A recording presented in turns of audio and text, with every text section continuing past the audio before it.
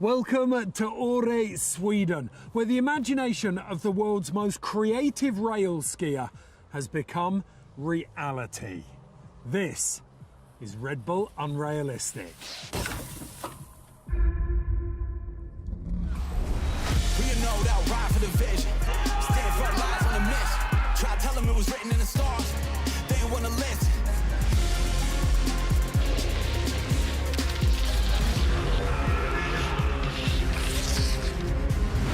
This is destiny. This is meant for me. This is all that's left of me. Who gon' pray for my enemies? Cause they already dead to me. Y'all only knew what this meant to me. Marching a long road to victory.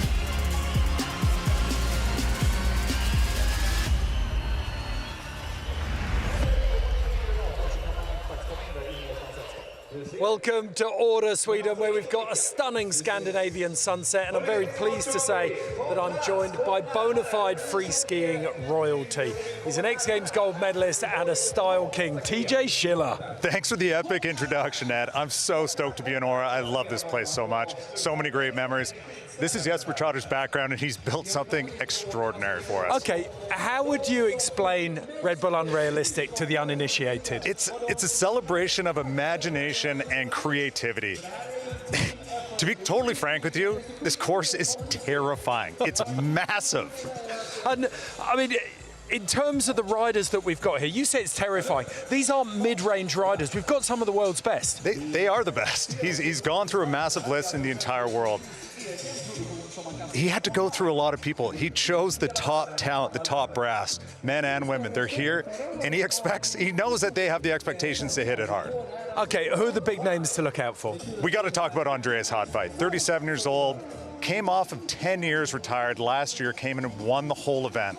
We also want to talk about Jenny Lee Bermanson.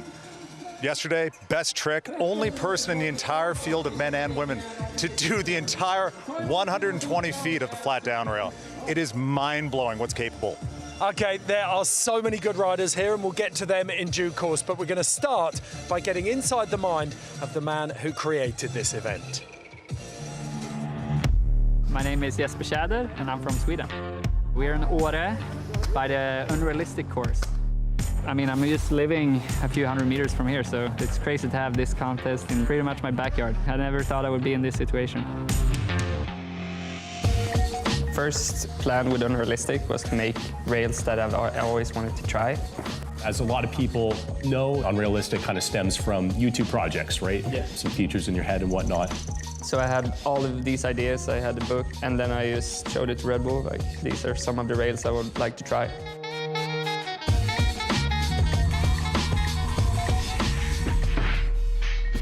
What were some highlights of that first event for you?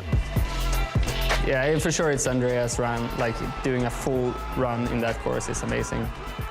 I'm actually very proud of my run as well, like trying a double onto a rail in a slope run. The run at Unrealistic is one of the few times I ever claimed after the run. It wasn't my dream run, but I still Yeah, you're actually stoked on it. And obviously we all have this really rad perception of who Jesper Tjäder is. How would you describe yourself? Free skier. A skier. Yeah, I don't do much else. I hope they would describe me as Jesper the skier, free skier. Well, he's a skier. Yeah, he sure is. But also he's like the kindest guy I know. He's very stubborn, and when he has put his mind to something, that's all he focuses on. Jesper's insane. I think he's really one of the key skiers of our generation. Yeah, he's definitely been a huge role model. He's done so much for the sport. He's always so creative and does his own thing. He's just like pushing rails that no one has seen ever before. His creative juice is flowing, and then just this comes out, like this amazing course. Always pushing free skiing in a really cool way. Jesper is the legend of skiing. Because nobody else in the world can ski this like he does. I feel like if you push rail skiing to a bigger scale, because we've done that with the jumps, we're kind of leveling out now. Like, we're not going much bigger anymore. But I feel like with rails, there's so much more potential, and we still haven't found that roof yet. Do you think World Cup courses are going to start taking some notes from you in your notebook? I would hope so. Actually, that would be the dream.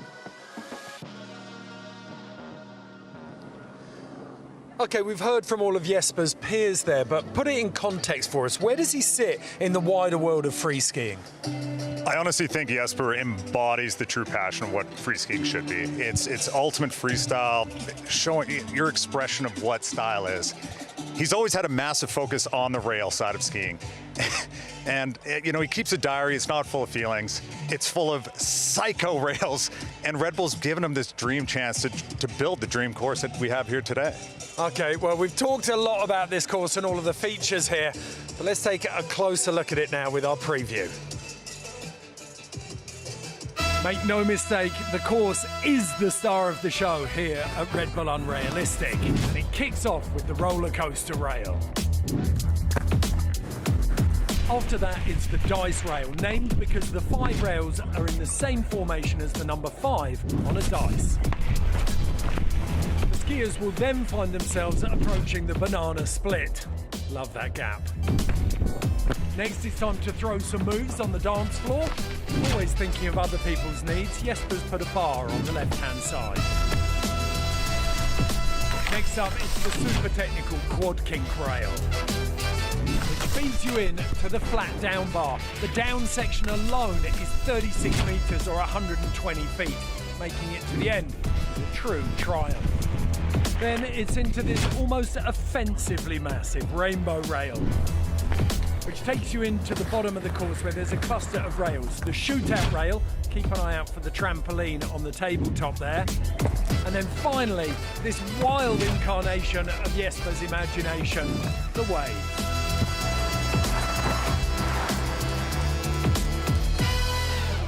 My favorite rail is probably the flat down. It's not very often you get hit that big of a flat down. That's like 57 meters or something. It's a challenging rail, but it's so fun. You don't even need to do anything on it, and it's still like, what, did I just do that? Biggest flat down in your life? Probably yes. I have to say the rainbow. Because there's gold at the end of the rainbow. It's just so fast and floaty. It's big, it's fast. Like almost weightless feeling because it's giving like a little bit of support over your whole like trajectory of the jump. I really like the dice. There's so many different options and ways to ski it. I think that's fun with all the transfers and stuff. I'm pretty down with the water and the trampoline. I like all of them, but it might be the world's biggest dance floor box. It's such a crazy feeling because when you're going into it, you only see like the lake.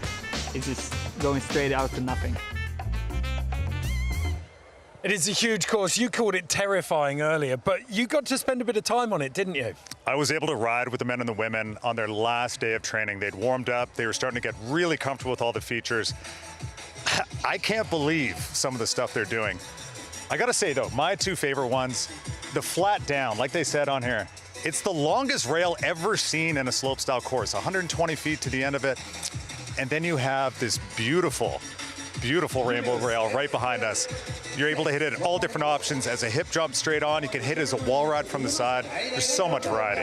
Okay, plenty to look out for. My personal favorite, I think the roller coaster up at the top there. It's compulsory and you have to do it really slowly. That's definitely taken a couple of people out. But if you're an armchair skier and you're watching this thinking, well, I could probably take on some of those features, you're going to love this next feature. The Commodore Garden skier Steep Steep is taking on the course under the strict guidance of Andreas Hartveit. We're here with Andreas Hartveit, the defending champion from Unrealistic 2023. How are you? I'm good. I mean, looking at the setup this year, it's a little bit intimidating, but you've been cruising through, having a time. How do you feel the features are this year? They're crazy. Yeah. In a good way. Yeah. But it definitely takes everything out of you. Like, I gotta concentrate on everything to not, like, get wrecked. Hopefully we can call it a day without calling the ambulance. That sounds like a good plan. Thanks, dog. Yes, sir. Whoa! Yes! So sick. Did you see the pole tap? I think that was an MVP. What do we have next? What's up next? Well, we got a quad kink here. It's hard to make it to the end every time because it's pretty long. Then we got the flat down, and then it's the rainbow. Done deal. Yeah, there. Royalty here. Oh! Yes! Ah! Oh, no! Okay. Oh, no! Oh, my gosh. Dude! Oh, I went too slow. I went too flat. That's about as bad as it could have gone, I think. That's definitely as bad as it could have gone. Dang it. If you're not crashing, you're not working hard enough. So this time we'll go up, we'll go bigger, faster, and hopefully not land on the flat. You got this.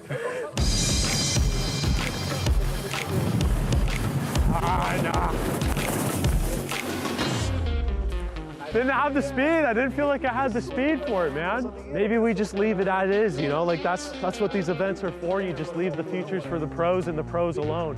Just understand this feature's unrealistic, man.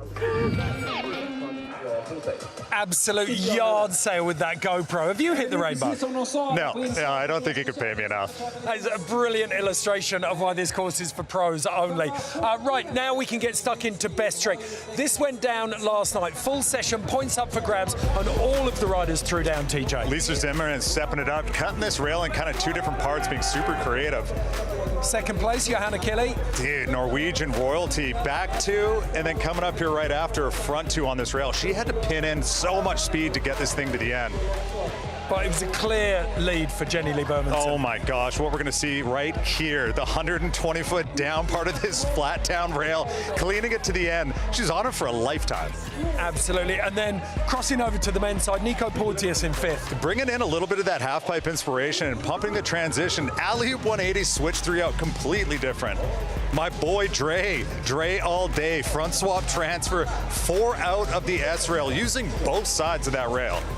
And then in third place, none other than the man himself, Jesper Tjäder. Look at this, just popping a 720 up in the middle of that rail, using the front of it as a jump, sliding the end of back 270 out. And then Emil Granbom in second. This was a thing of beauty. So floaty on this takeoff, doing a rodeo 450, back 270 out, just floating on the top, and a Cossack for the people. Crowd pleaser for the Gen Xers. But Matej Svansa, first time Unrealistic, and he made an impression. Just your favorite skier's favorite skier, to be totally honest. You never know what he's going to do. He's full of life, has every single trick in the bag, and showed it. Okay, Matej, I mean, definitely one to look out for, but there is a whole host of athletes who are about to throw down. We're going to take a quick break, but before we do, I'm going to put you on the spot, TJ. Who do you think for the win, men's and women's? Oh, this is a hard one. I think Johanna Kili, like I said, royalty, man. She's crushing it so hard, seeing her training hard. And then Andreas, you can't get him off the course. They're trying to kick him off at 7 p.m. every night. The dude grinds. Back-to-back wins for the Norwegian. Keep an eye out for it. Quick break. When we come back, we've got Red Bull Unrealistic.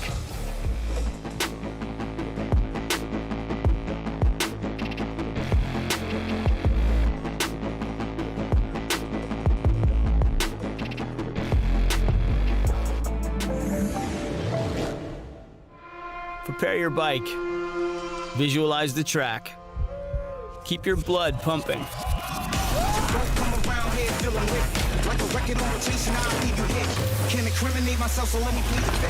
Every mistake is a new opportunity. Keep your grip loose for the wildest rides. Bike on Red Bull TV. They call him the Iron Giant. There's nothing like it in the world. Thousands of hard enduro riders travel to Erzberg to take him on. The goal, the same as always, finish the race. But only a handful will make it. That was mega! To the finish. It's never easy to win a championship. Red Bull Erzberg Rodeo. Ready! Live on Red Bull TV.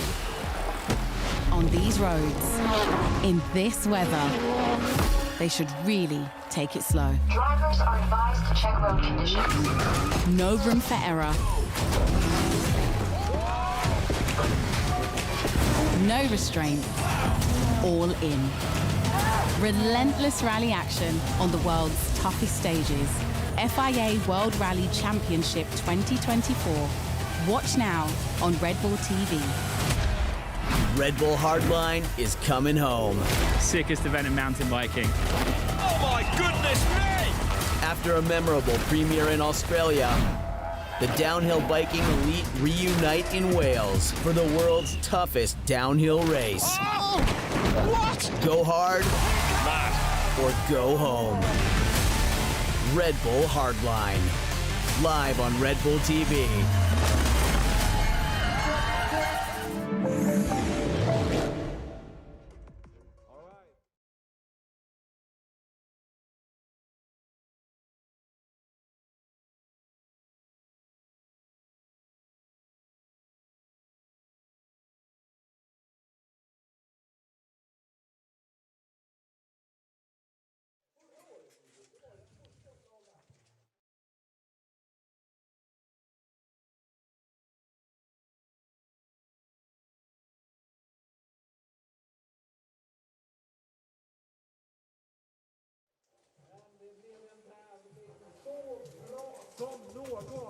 Jag hade ju min då favorit, nu också favorit som vann på här sidan, Andreas Hotvej. Welcome to Åre in Sweden, where the sun is setting at the National Arena and the course is in pristine condition for Red Bull Unrailistic 2024. Look at this course. Sat next to me, X Games gold medalist, king of style, TJ Schiller.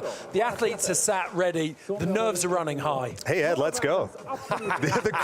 The crew's been banging away on this course for the last 3 days. They had best trick yesterday. Blessed with weather too, like you said. Like, look at this right now. It's perfect conditions, springtime.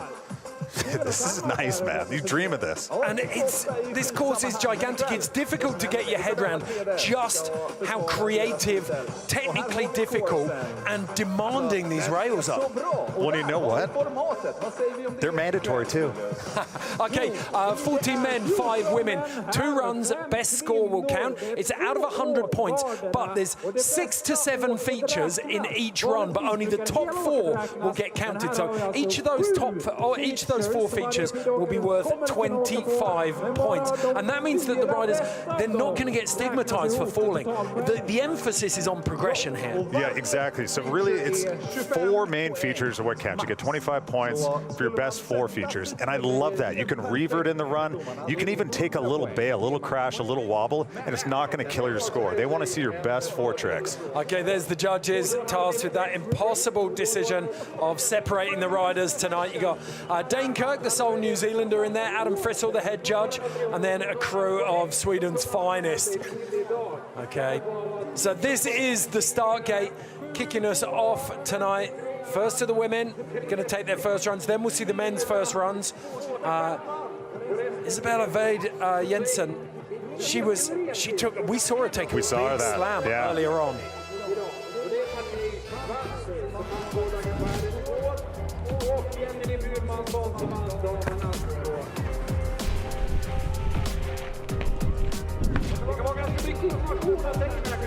Okay, so talk us through the course here, TJ. Well, we just saw the dice rail. There's so many options. We got the banana split here, so it's a little kicker rail to another little kicker rail. You can see the lips off both edges. Coming up to the D floor, nice little multicolor rainbow action going on here. Jesper with the hip slide, getting down on the D floor. And the quad kink, 4 kink rail, pumping through those transitions. We're going to see some super tech tricks. My favorite rail that I said earlier, this flat down, it's got to be a record-breaking rail. I've never seen a rail this long ever in a contest. And here's the showstopper. It's the rainbow rail. The takeoff on this thing is a hip jump that could send you 100 feet to the end of the landing. He tossed a rail inside that. Shoot out. Yeah, that trampoline on the tabletop. Yeah, ladies and gentlemen, that is a trampoline, by the way. And we'll be seeing some guys, especially look out for Mate, the wave at the end. It's something nice with a little pool. You're putting your money on people getting wet today, aren't you? People are going to be getting wet. I think second run, if they've laced up and got their tricks dialed in, they've got their top 4, they're going to save maybe a little people's elbow, maybe a little bum drop into the pool at the end. Okay, there on your screen is the man behind this event, Jesper Tjäder. We'll be able to hear from him now, see what he's been getting up to and how he created this event. My name is Jesper Tjäder and I'm from Sweden. We're in Åre at the National Arena by the Unrealistic course. I mean, it looks bigger in real life than it looks in the book. It's a good way to progress skiing, to like build some bigger rails. We do a lot of small rails all season, so it's kind of nice to try some bigger ones. It's running good. It's kind of quick course. You have to be really on it. You have to be ready because everything happens fast. I like all of them, but I mean, the rainbow is always a classic. Like, it was so fun last year, it's so fun this year. long flat down is pretty nice. It's kind of it's great feeling standing on a rail for long, and then same thing with the twist. I'm very proud. Our crew did a really good job. It's pretty crazy. I never thought I would be in this situation. Yeah, it means a lot. I mean, I'm just living a few hundred meters from here, so it's pretty much my backyard. We will probably see some crazy tricks. Hopefully the craziest rail contest ever. No massive expectations then. Dude, right? dream course, epic rails, perfect day. And he wants the best rail contest ever. Okay, we're about to get the best trick from last night. We can take a little bit of a recap on that. All of the riders threw down on the, you can see on the right-hand side of your picture there, the Tjäder twist, and then on the flat down into the rainbow, finishing with the shootout rail. Lisa Zimmerman in third place. Yeah, really getting creative on this trick. Cutting the rail in kind of two different sections. No one else was doing that. Johanna, as we were saying, just massive 270, cleaning that rainbow all the way to the end. She also stepped it up with the front 270, so spinning out two different ways. Didn't see any of the other women. And banking 7 points that gives her a cushion on whatever she scores tonight. Jenny Lee Bermanson, though, she took both the rainbow and the flat down to town. And this trick coming up right now was the one to do it. Out of the entire field, men and women, she was the only one to clean this 120-foot long down rail. Look at this. She's just balancing on that thing all the way to the end. She's on it for a lifetime. She locked it in perfectly, didn't she? Okay, crossing over to the men. And we saw, oh right, we're coming back into the women. And we've got the start list now. So Isabella Vade Jensen is going to kick us off. Then it's the young rookie out of Switzerland, Zoe van Essen. Lisa Zimmerman, so good on that Tjäder twist rail last night, going third. And then Johanna Kille, followed by that first place from Best Trick, Jenny Lee Bermanson. So a lot of nerves up there at the moment. We saw Isabella Vade Jensen really struggling with this drop-in rail earlier on, but she wasn't beaten by it, TJ. No, she wasn't. Jesper was up there kind of helping everyone out. Some people were having a difficult time with that first rail, and she took a slammer. It was like hips and head, wasn't it? But look, back to the top, dropping in again and getting creative, opting out on it, unfortunately. Maybe it did get the best of her. Yeah, once bitten, twice shy, I think, on that one. She's not going to wreck the first run, at least, with it. Getting on the 5-dice rail, transferring up, cleaning that 2-section rail. We got the quad kink coming up. Let's see what she's got here. 1, 2, getting bounced off. Now we got the dance floor. She's going to opt for a handrail on. Bombing in, creating so much speed. Here comes the rainbow. You don't want to be shaving off too much there. Killing too much speed, not quite ready for it. Kind of doing a test run, building up some confidence. Using that side hit to get across to the wave. Coming up, don't get wet. Oh! Hey, why not? Get a little wet, do it for the people. You thought it was coming at the end of the night. Who knew we were getting it first run? So Isabella Vade Jensen, not the run she was looking for, but we do know she took quite a knock earlier on, but dedicated street rider. She's used to taking hits. Oh, on concrete steps too. This girl's bad. Okay, so up on the dice box. Transferring in, nice lip slide onto that second part. Love to see that. Quick feet as well. Oh, you gotta be quick, you gotta lock it in and find your balance. You gotta look to where you wanna go. She might have been looking at the water there. She did so well to stay on though. Look at that, stoked, happy. I mean, you take a look around, perfect weather, huge crowds now rolling in to watch these athletes throw down. Oh, BP. I think that's maybe the street crew. She has an all-female lead movie, all for street. That's all they do. Full handrails and really doing something awesome. Yeah, go and check out the sushi buffet if you want to see her skills. So she's got that 2-point bonus from Best Trick last night, but nothing doing it on that first run. It's all leaning on her second run. So back up to the top, Zoe van Essen out of Switzerland.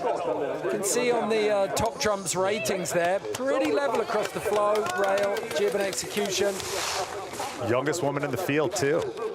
Getting that invite must have been mind-blowing for her. Dropping in on the kicker rail, cleaning it through. Oh, we got some flames popping up She too. got the fire emoji. Fire me up. Let's see what you got on the dice rail. Transferring up to the pad, cleaning it up. Nice little 270. Reverting, which remember, you're allowed to do. You can do whatever you want on this course. It's ultimate expression of freestyle. Quad kink, getting bucked off that second part. This has gotten both girls in a row now. Yeah, but it doesn't matter. Writing off that one, writing off the... Oh, I like that. Little transfer off the flat bar onto the dance floor. Yeah, really making use of that. I mean, there's so many different options. Show creativity.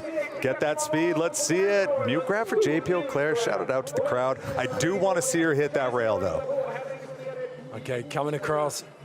Following Isabella's line onto that flat bar over the pool. And just coming up short. So a nice, for me, that's a rangefinder for Zoe Van Essen. She's managed to get herself in there. Remember, we're only taking the top 4 scores out of those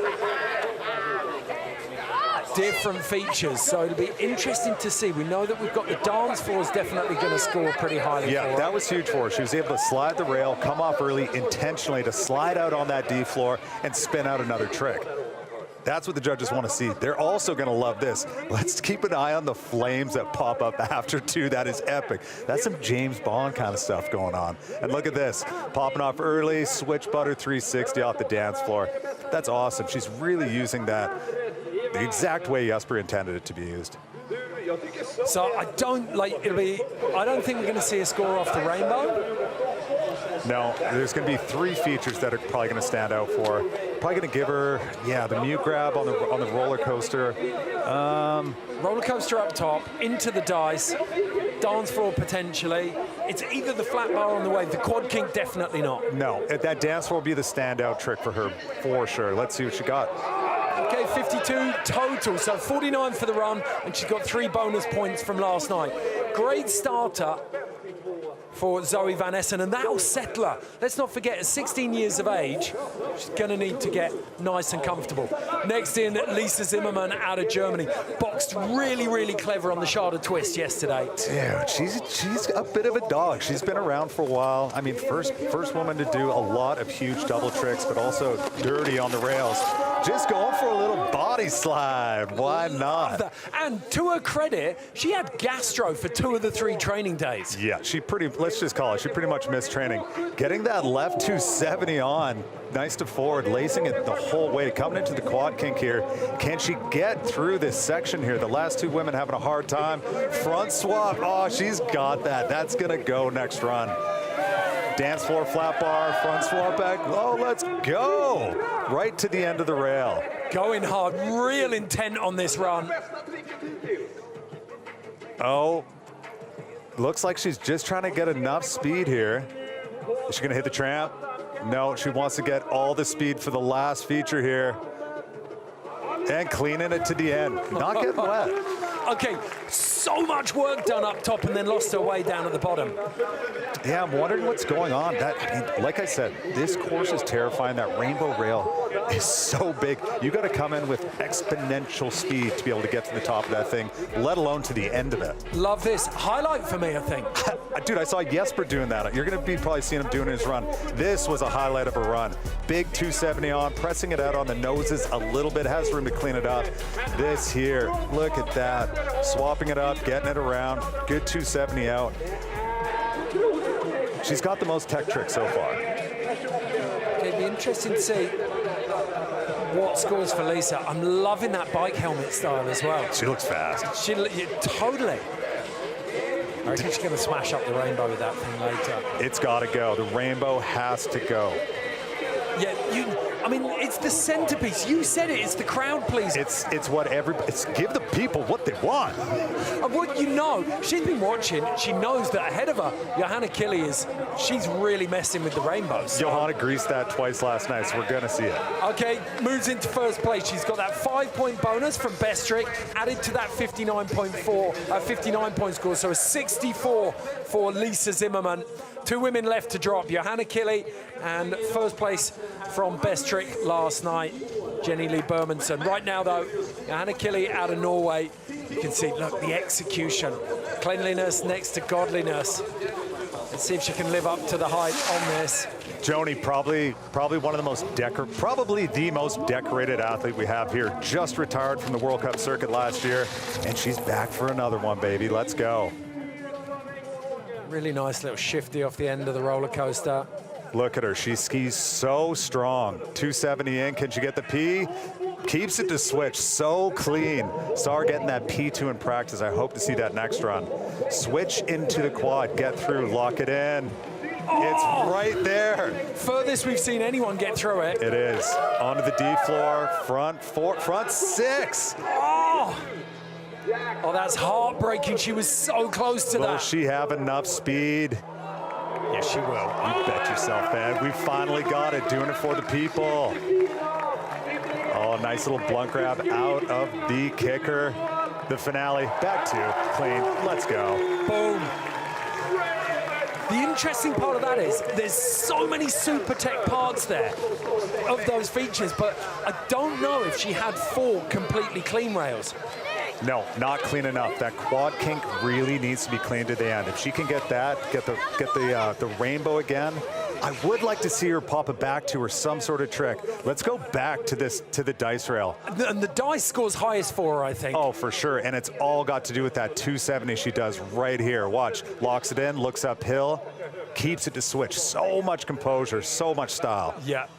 Lovely little blind exit, and then the rainbow. I reckon this is probably second highest score. Super clean off there. Yeah, she's almost got enough time to get a little front swap action on that last part. Nice and clean, making it to the end. The smoke guns popping through. It's a show here, eh? I think this is a really, really clever run because she's got enough features in there to work really hard without stretching. We know that she's got that 270 off the rainbow. If she can get through the quad kink, then she's got a really powerful score there. So a 59 plus, so exactly the same run score as Lisa Zimmerman before her, but she's got another 2 points from best trick last night, and that pushes her up with a 66. So current leading, but first place from best trick last night, Jenny Lee Bermanson still to drop in first runs of women's here at Red Bull Unrealistic.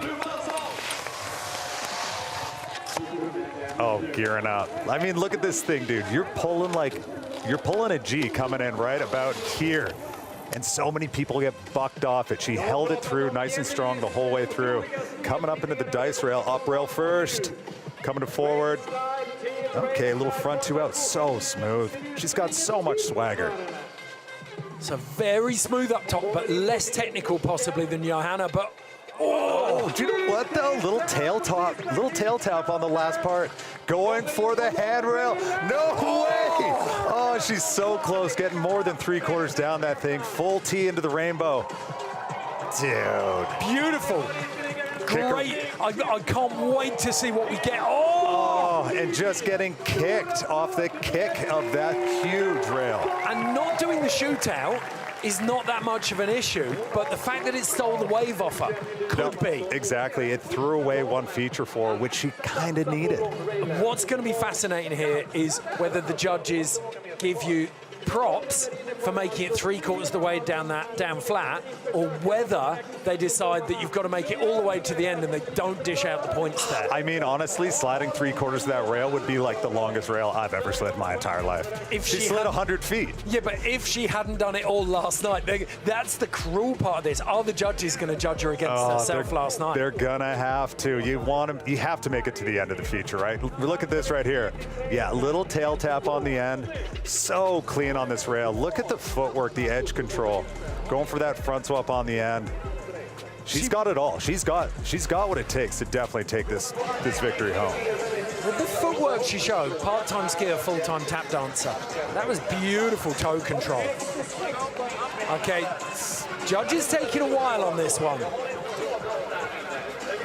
52, but that 10-point bonus from best trick last night working really hard for her. So the rainbow makes up 18 points, dice is 12. So Johanna Kili, after the first run, leads ahead of Lisa Zimmerman. Jenny Lee Bermanson in third. That young rookie, 16-year-old Zoe Van Essen in fourth. A lot of work for Isabella Ved Jensen to do. The Dane off the pace there, but we saw it earlier on. She had that slam. You know, it's going to take a bit of work. Ed, you start the day with a smack to the head. It's not a confident start. No, it's but not. She got one run through. She's going to get through.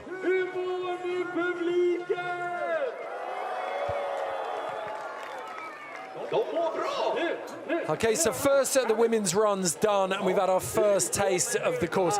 It looks like it's running beautifully, TJ. It's literally perfect conditions right now. It's like cold enough, but just warm enough that you get a little bit of that soft landing, a little bit of slush in between. You get a goggle tan, and also a lot of people are going to come out to support you. Yeah, there's a lot of pressure once you start getting a crowd like this in the house. Like, you know that you've got to play, like, you come down into this amphitheater area at the bottom. Ed, the circus is in town. Okay, we can take a look through the top three here. So in third place, we've just seen a Jenny Lee Bermanson. So much style, so much composure. Little tail tap on the end of the quad kink. Definitely made it look the best out of all the women. I was going to say, improvised or on purpose? Probably improvised. You always going for the end of the rail.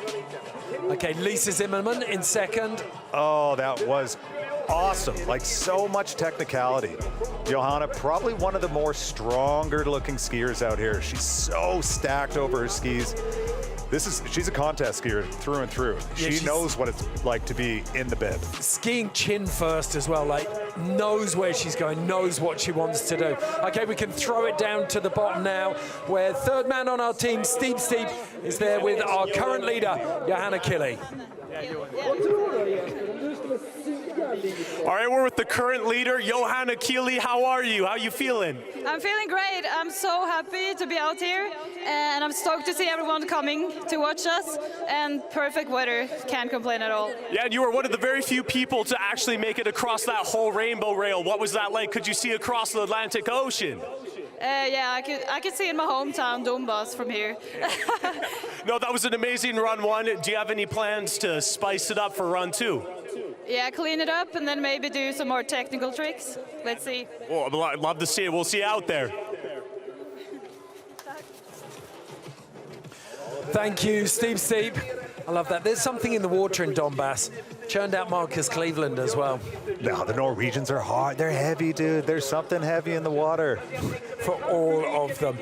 Okay, it's time to cross over now, and we're going to have the first run from the men. If you're just joining us, this is Red Bull Unrailistic from Åre in Sweden. And we're going to recap Red Bull Unrailistic from 2023. Go and take a look at what went down here in the first year of this contest. Let's take a look back at the top four runs of last year's men's competition.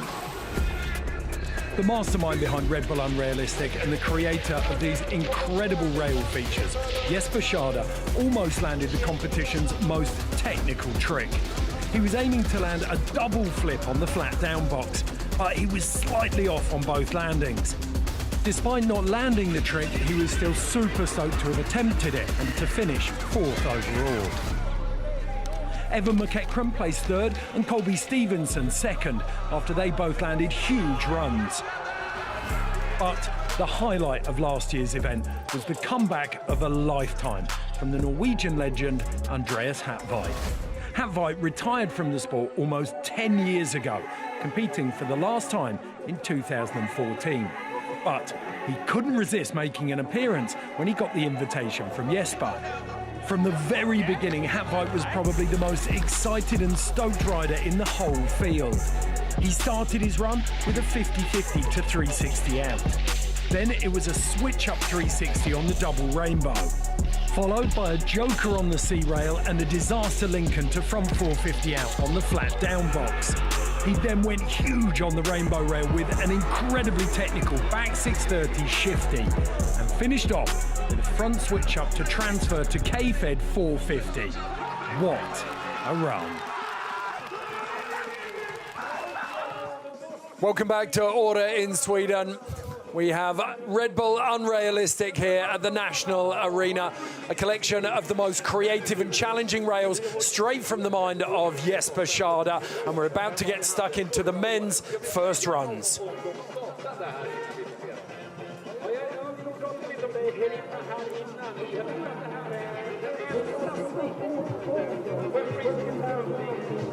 So we get the start list now for the men's, and this is a who's who of men's free skiing, isn't it, TJ? Some of my favorites. Hey, first and foremost, Henrik Harlow from the hometown of Ora. Hunter Henderson coming in. USA, US ski team, Joel Magnuson, Oliver Magnuson, Evan McEachran, and Max Moffat, 2 Canadian boys. Connie Stevenson and Theo Thorgren, those guys just starting in order of their surnames, but then these are after Tom Wallish, these are the top 5. Porteous, Hartveit, Tjäder, Granbom, Svansa. Yeah, no, we have an insane thing, and we can see Matej at the bottom there. First place yesterday, dropping last today. It's the most, for someone of his caliber, it's a beautiful place to sit. But right now, he is Ora's favorite son, probably his most famous when it comes to free skiing, and that's saying something because you have got Jesper Tjäder and Jorn Olsen. Henrik has inspired every single skier here in this field. Check out what he's got. Nice little switch on, 4 out, keeping it smooth. Look at the low style, hands over his knees. Oh, what? 5 swap over the gap of the rail, the 5 dice. Coming into the quad kink, nice and low, super fast, gapping to the flat. Coming Super high speed. Super high speed. Oh, the huge 2-in, spinning out to switch, coming into the rainbow backwards. Huge speed. What's he got? Oh my goodness, switch 2. We didn't see that yesterday. New trick for him. Kick a rail. Nice little blunted 8 out, getting inverted. Switch on. Oh, coming off a little early, but keeping it clean. Dolo Stoke doing it for his home crowd. Intensity top to bottom. How fast did he ski that? I love how stacked he is. I mean, he actually looks like a gorilla when he's coming in. Arms over his knees bent out, and he's just, dude, he's just full of swagger. It's what hit me when you first watch people training. You're thinking of a rail comp and you're thinking that the pace is going to be low. Look at this, we missed this on the drone angle. Oh my gosh, just going huge on that swap. And again, the 2-in coming out, big safety, 4 out. Hitting rails at the speed that you'd normally hit a big air jump. Do you know what? Nuts. Hitting that rainbow switch in this slush, having to pop it up like that is so difficult. Look at him getting blunted. Getting a little inverted, blunted out, big old 8 out of the kicker rail. Love to see it, Dolo. So Henrik Harlow, super pumped with that first run.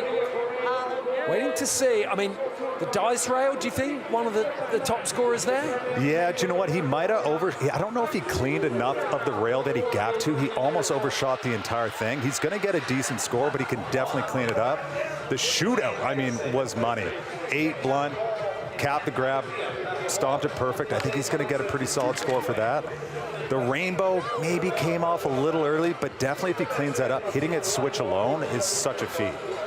I love it. For me, watching all week, Henrik's had one of the smoothest approaches to the rainbow. He hasn't gone super tech, but it is so beautiful. He's got this perfect combination of like contest state of mind and then film state of mind. So he knows how to just make it smooth, knows how to get tech, and like he just does it right. I tell you what, I'd want some kind of weight rating on that balcony. Dude, right?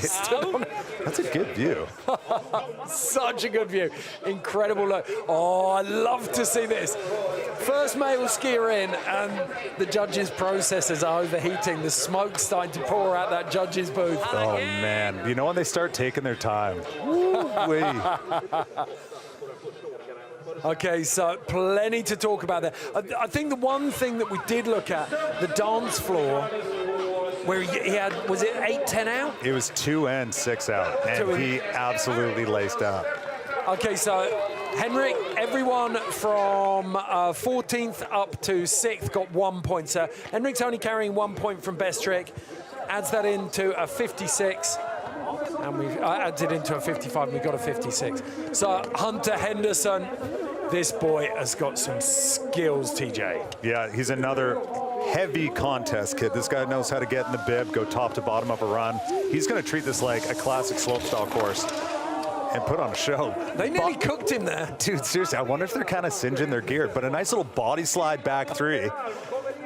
Front swap back 2, nice little K-fed for Josh Christensen there. He's gonna love that. He locked in that transfer as well. Yeah, got it T to T.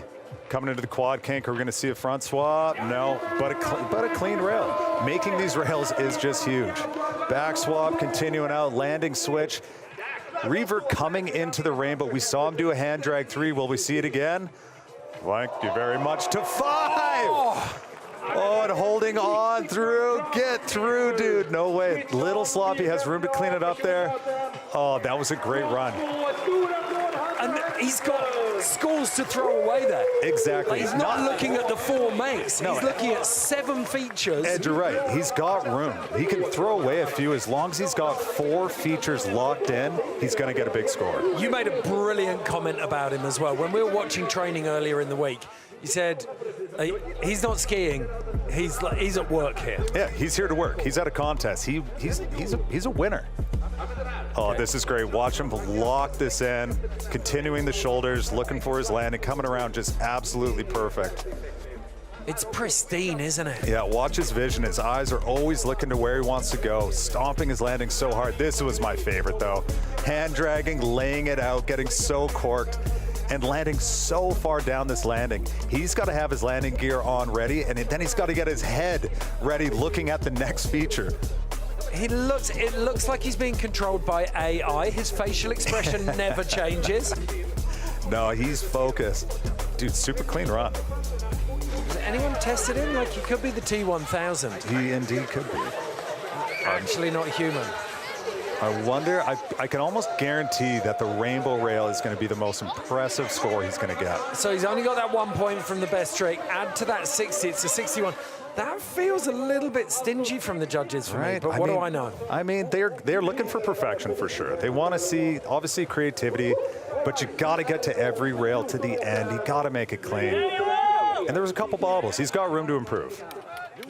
Okay. Next skier in. Oh, that was so creative. And he's getting a blunt grab out of that little kicker that so many people are terrified. What does he have on the 5 dice? Double transfer to the front swap on the last one. Keeping it forward. Dude, so much control. Look how soft these skis are, too. Oh, that's dope. Fully pressing out on the tails. Switch 270. That is so hard if he locks that in.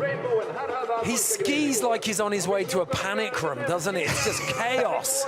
Getting a front swap, but coming off a little short. Booting it out, same trick we saw from Dolo. Switch on, back to, so smooth. That back to off. That's my favorite trick. The switch on, back to is just all about being smooth. So much control. Beautiful. He's fun to watch. He's loose but lit.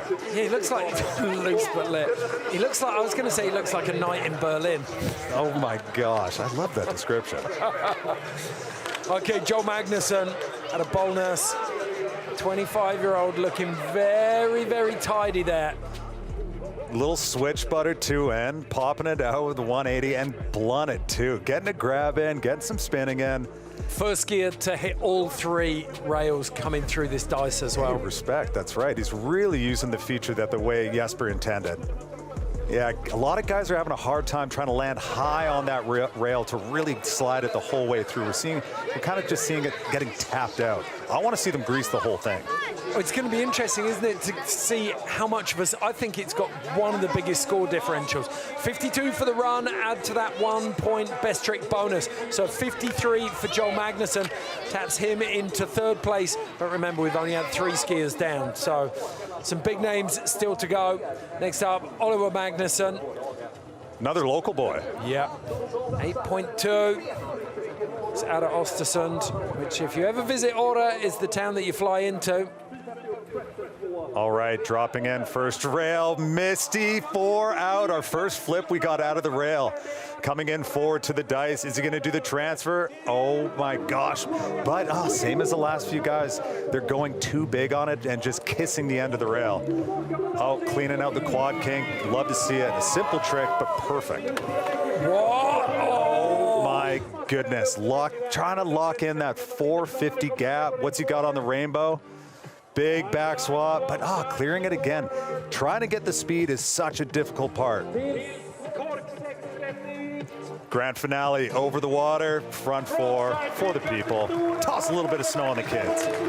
So we can start to look at which features are the big scores for people. And the dice have already popped up twice for Henrik Harlow and Joel Magnuson. The rainbows worked really hard for Hunter Henderson. It'll be interesting to see what comes in for Oliver Magnuson. Here he is on the roller coaster. I love this because he's fighting that compression going over the top. Yeah, it's making him actually want to go the opposite way, and he's setting this Misty out. Look at this huge swap. But you know what I'm saying? Like, I want them landing at the top of that rail and sliding throughout the whole thing. You got to show composure. We see the same thing here on the rainbow, just kind of kissing the end of it a little bit. Got to grease it up. Got to get the whole thing. A little early on that too, a little nose tap on the takeoff, but cleaning that 630. And a nice little P4 at the end there. Snow spray. See the spectators cowering in the face of Oliver Magnuson. So the local boy, a couple of decent hits in there. Interestingly, the roller coaster, the highest score, dice second highest score, then the rainbow, then the shootout rail. So, hey, first got to do a flip on the roller coaster. You know, it's a surprise for the judges, right? It's a tech trick, it's a flip. So 49 plus that best trick, 1 point, it's 50 points. But as we saw with the women, like that 10-point bonus that Matei's bringing into this event from winning best trick last night, it means so much. Oh, it's huge. It is absolutely huge to know you got 10 points already coming in. Okay, Evan McEachran, nothing went his way last night. He had some great tricks under his belt, just couldn't lace them up. Let's see if he's found his mojo tonight. I got to ski with him in training, and he was turning on some stupid tricks just like that. Oh! Body slide, backy out, dude. I mean, that's going to be a high score. It's going to be higher than the last one we saw. Transfer, transfer, transfer, 450 out. Oh my gosh, dude, that's 2 in a row right now that are going to be top T. Rush hour on the dice box for Evan McEachran through the quad kink. Oh, is he going to do what we saw in practice?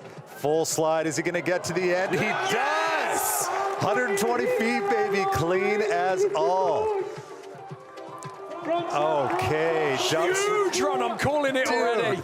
Dub swap back 2, into the 8. Clean it up, Ev, last rail. Oh. Avoided the swim, he didn't even need the wave though. There's so many big scores at the top of that run. He's got so many options there. I mean, he's got 5 rails that were clean. The judges are gonna be boosting him up, especially for these first 2 rails. I mean, it kicked off, roller coaster was out of control, the dice rail was out of control. He laced the down flat. And his rainbow, dude, two swap, 2 out. I mean, let's watch this again. This was too funny, way too gnarly, throwing his body and almost getting a flare out. Have you ever seen those videos where they dissect how cats right themselves? That was the same movement. And okay, that's what I was talking about the whole time. He transferred on and he landed so much higher on the rail, greased the whole thing. Watch this, watch the footwork, balancing, wobbling, nose pressing right to the end. I mean, he had to fight. Watch the footwork here. Slide, wobble, slide, grip, press, lace. And he didn't, he added pressure as he got onto it. And there's that rainbow. Front up, 2 out. Dude, Evan's putting on a clinic right now. That's it, when you find your mojo, stuff just starts working, and the adrenaline that he would have got from that down flat rail. Oh, and I love that. You can just see him staring at the landing the whole time, getting a little bit of vert, a little bit of big air in this rail action. I tell you what, Evan McEachran, he was nowhere last night in best trick. We just didn't see him anywhere. He has turned up first run here at the slopestyle. I think he just smoked everybody on this. Oh, he's got to be. It's going to be interesting to see which rails have worked really hard for him though, where the scores are coming in. 68 plus that 1 point gives him the magic number 69, pushes him into first place ahead of Hunter Henderson. Now, next skier in, one of my favorites out of Calgary, Alberta, Max Moffat. What's he doing up there? He's about 20 feet higher up the mountain than everybody else. He's going to take some pace. Do you think he's going to gap it? I think he's going to gap and try to tap the very end of the rail. I think he's saying, dude, I'm not body sliding. I'm not willing to get booted on this thing. Well, just look how flat that takeoff is. Coming in, switch. Switch. Oh, I want to say we missed the shot there, but I think it was a switch 3 nose tap. All we saw was the vibration on the rail. Oh my gosh, huge swap over the gap, but kind of going a little bit too big. Oh, banana split. First got to hit it, cleans it up. He's coming into the dance floor. What's he got? Back swap. It's 4 out? Oh, it's hard to tell. Coming into the rainbow, big heat. There's the Misty 7. Missing the hand drag a bit, but lacing the trick.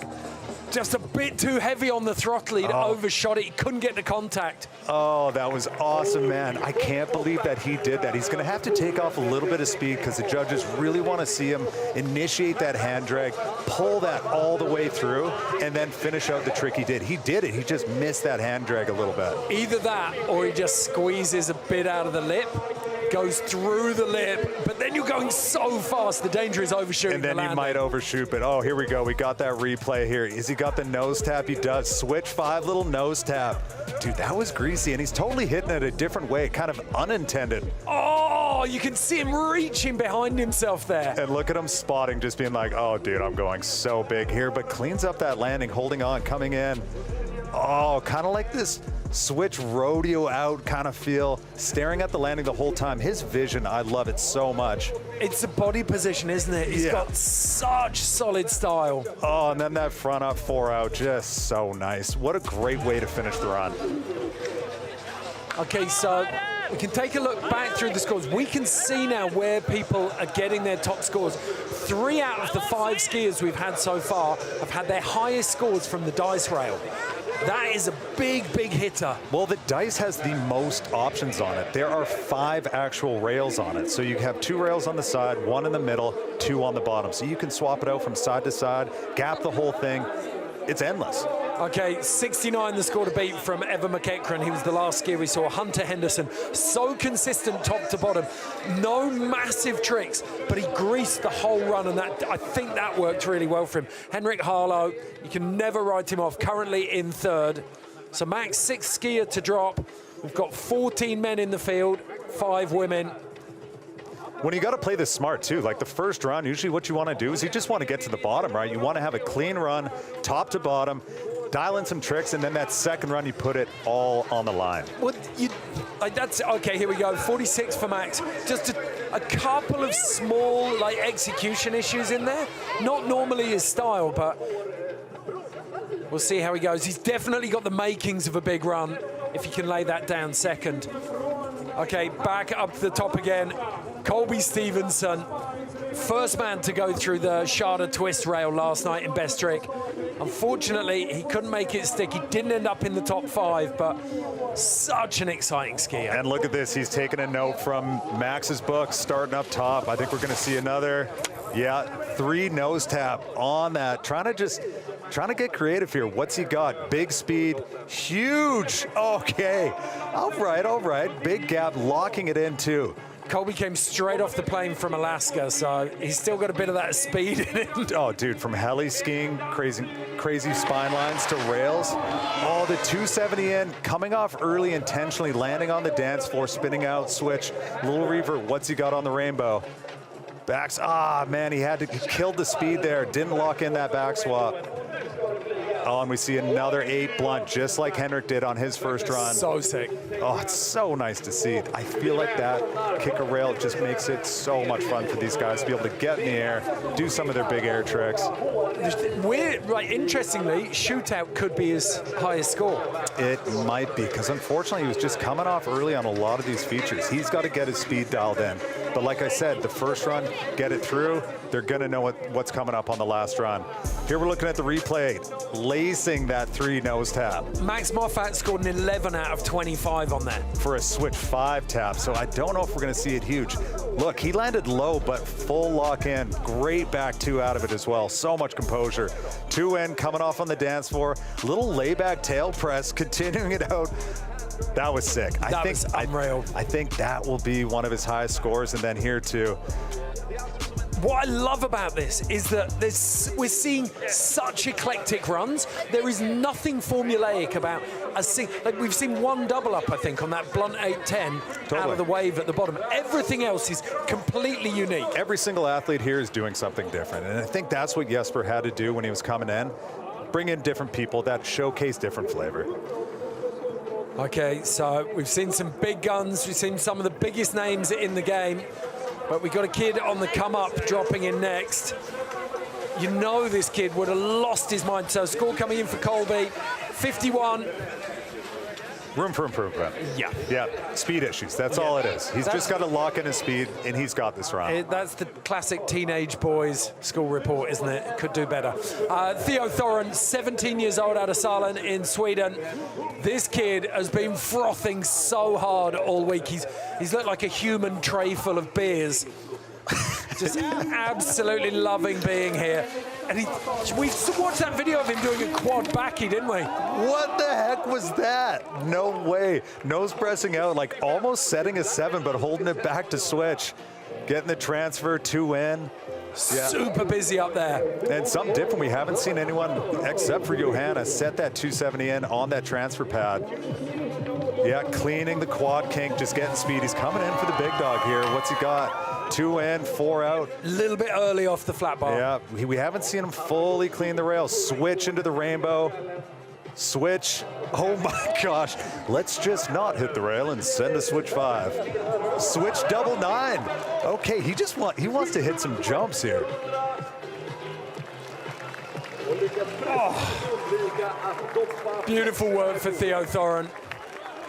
He's so stoked to be here. Just had that smile plastered all over his face. You couldn't get that thing off with a chisel, I reckon. I mean, 17 years old, just won the World Rookie Tour for slope and for big air. He got an invite from Jesper. I mean, that's what dreams are made of. He's here putting on a show in front of a crowd. Okay, we got to watch this again. I couldn't even tell what he did here. Setting like a misty 7, but then holding it back to switch. A bit of a little pullback there. And then just way too much juice, way too much speed. Full switch 5. I think he wanted to do a switch 2 on it. Cleared the entire rail. Oh, whoa. Lit. Little loose, though, on that 270. And here's the switch double 9. Just boosting on that kicker. He was right at the end of the transition, wasn't he? Nearly landed flat. How about that quad back he did? We checked out his Instagram page. The kid does a quad back just in a normal public park. You've got to go and check it out. It is Huck of the century. It's just locked in.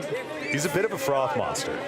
100%. And you know that level of froth, like, it's going to drive him in whichever direction he wants to go. Like, if he wants to go to the Olympics, if he wants to go and medal, if he wants the comp route, then he can do it. But if he wants to go filming, he's got the personality. 36, best trick bonus is a 1, so total of 37. It's 8th place at the moment, but the experience he's hoovering up from here is invaluable.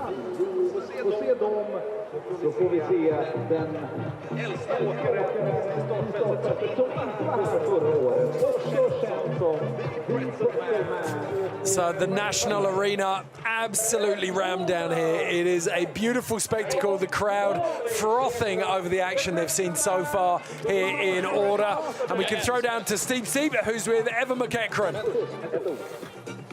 All right, we're with the current leader, Evan McEachran. I mean, that was one of the most technical runs we've seen on this course in the entire week so far, even, you know, accounting for practice. But we got to dial in on that 120-foot down rail slide. You have so much time on that rail. What's going through your head? Oh, not really much. You're just kind of staring at the end, trying to get to it. And, yeah, I kind of risked it. Didn't really know if it was going to work in my run, but I'm glad I did that now. And we've definitely seen some big combos from yourself on that same feature before. Can we expect something a little bit bigger for run 2? Or are you going to try and amp it up, even if what you did was already massive? Yeah, I don't know about it on that one. Maybe on some of the other rails. I mean, putting one down right away, I can kind of go risk it for whatever now. Oh, absolutely. And we got to take account for the cold plunge at the end here. Say we see a super elusive. You won up the rainbow rail trick that you did from the last run. Can we expect a cold plunge for run 2? It is in my mind a little bit, but I don't want to be waiting around here at the end, freezing my ass off. No, we'll make sure to have a couple of saunas on deck for you at the end. Evan, excited to see you run 2. Get it done, dog. Thanks, buddy. So Evan McEachran, our current leader, had a beautiful run top to bottom. What's fascinating about this format, though, oh, look at this, Henrik Harlau in third. The 5 swap to the end, going so big. 2 in, continuing the 6 out with the safety grab. Incorporating the grab is nice to see. Huge speed on this. Switch 2, only guy right now that's locked in that rainbow rail with a spin in.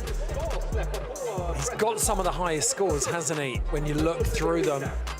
He's got a 15 in there. I know that Theo Thorin got an 18 for his work on the roller coaster. Hunter Henderson, though, he had that luxury. There were so many tricks to choose from in this run. Yeah, this is one of my favorite tricks tonight for sure. Maybe even my favorite. Just a nice, smooth hand drag 5, landing so far deep down. And our current leader, McEachran, laid back. Like, I'm sorry, I gotta laugh. It's insane. There's flames going up. He's sliding on his body. Huge transfers, landing high. 4 out of that, too. Like, to set that spin on the last moment of that rail. And here it is, the 120-foot down rail, fighting, pressing, rolling it. What's fascinating, though, that only gave him a 14. Like, he got 19 off the dice, 18 off the roller coaster, 17 off the rainbow. Do you know why? It's because he's only sliding the rail. They want to see a trick. They know these guys can spin in. They know they can spin out. But how many people are we going to see put that flat down top to bottom? Evan could be the only one. That could be the only one that greases it tonight. It is so slim to grease it. Charlton Heston's alive and well in order. He kind of looked like him, man. Dude looked exactly like him. I'm Spartacus.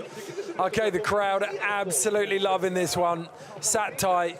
This Scandinavian sunset here in order, just casting that beautiful light across the course. These are the standings in the men's at the moment. 8 men down, 7, another 6 still to go. So Evan McEachran first, ahead of Hunter Henderson. Henrik Harlau on a 56, but you know if Henrik puts that whole run together, he's probably got a 70-pointer in there. There is a massive disparity between these scores right now. There is huge room for guys to come in and absolutely step it up. What's interesting, all of these guys have a maximum score of 101 because they all got 1 point in the best trick last night because they came between 7th and 14th. What's fascinating, you look at Nico Porteous, he's got a 2. He's got maximum score of 102. Then you've got Andreas Hattveit, 103. Then I can do this, Jesper Tjäder, 105. Emil Granbom can go to 107, but Matej Svansa has got a maximum point score of 110 available to him. He's got an extra dime on these guys. It's big, and that's big, big money. He can come in, right now, he can come in with a 58 and take first place. Exactly, so he can almost put more attention, more focus on one really tech rail and try to hit that 25 point. He could throw away a feature here. That's a really interesting way of looking at it. Yeah, like totally just go in on the 3. Yesterday was very important to play it right. Yeah, and he did it. And what was fascinating on top of that, he was shooting for he was swinging for the fences. Give us 2 seconds. We're going to be back in a moment.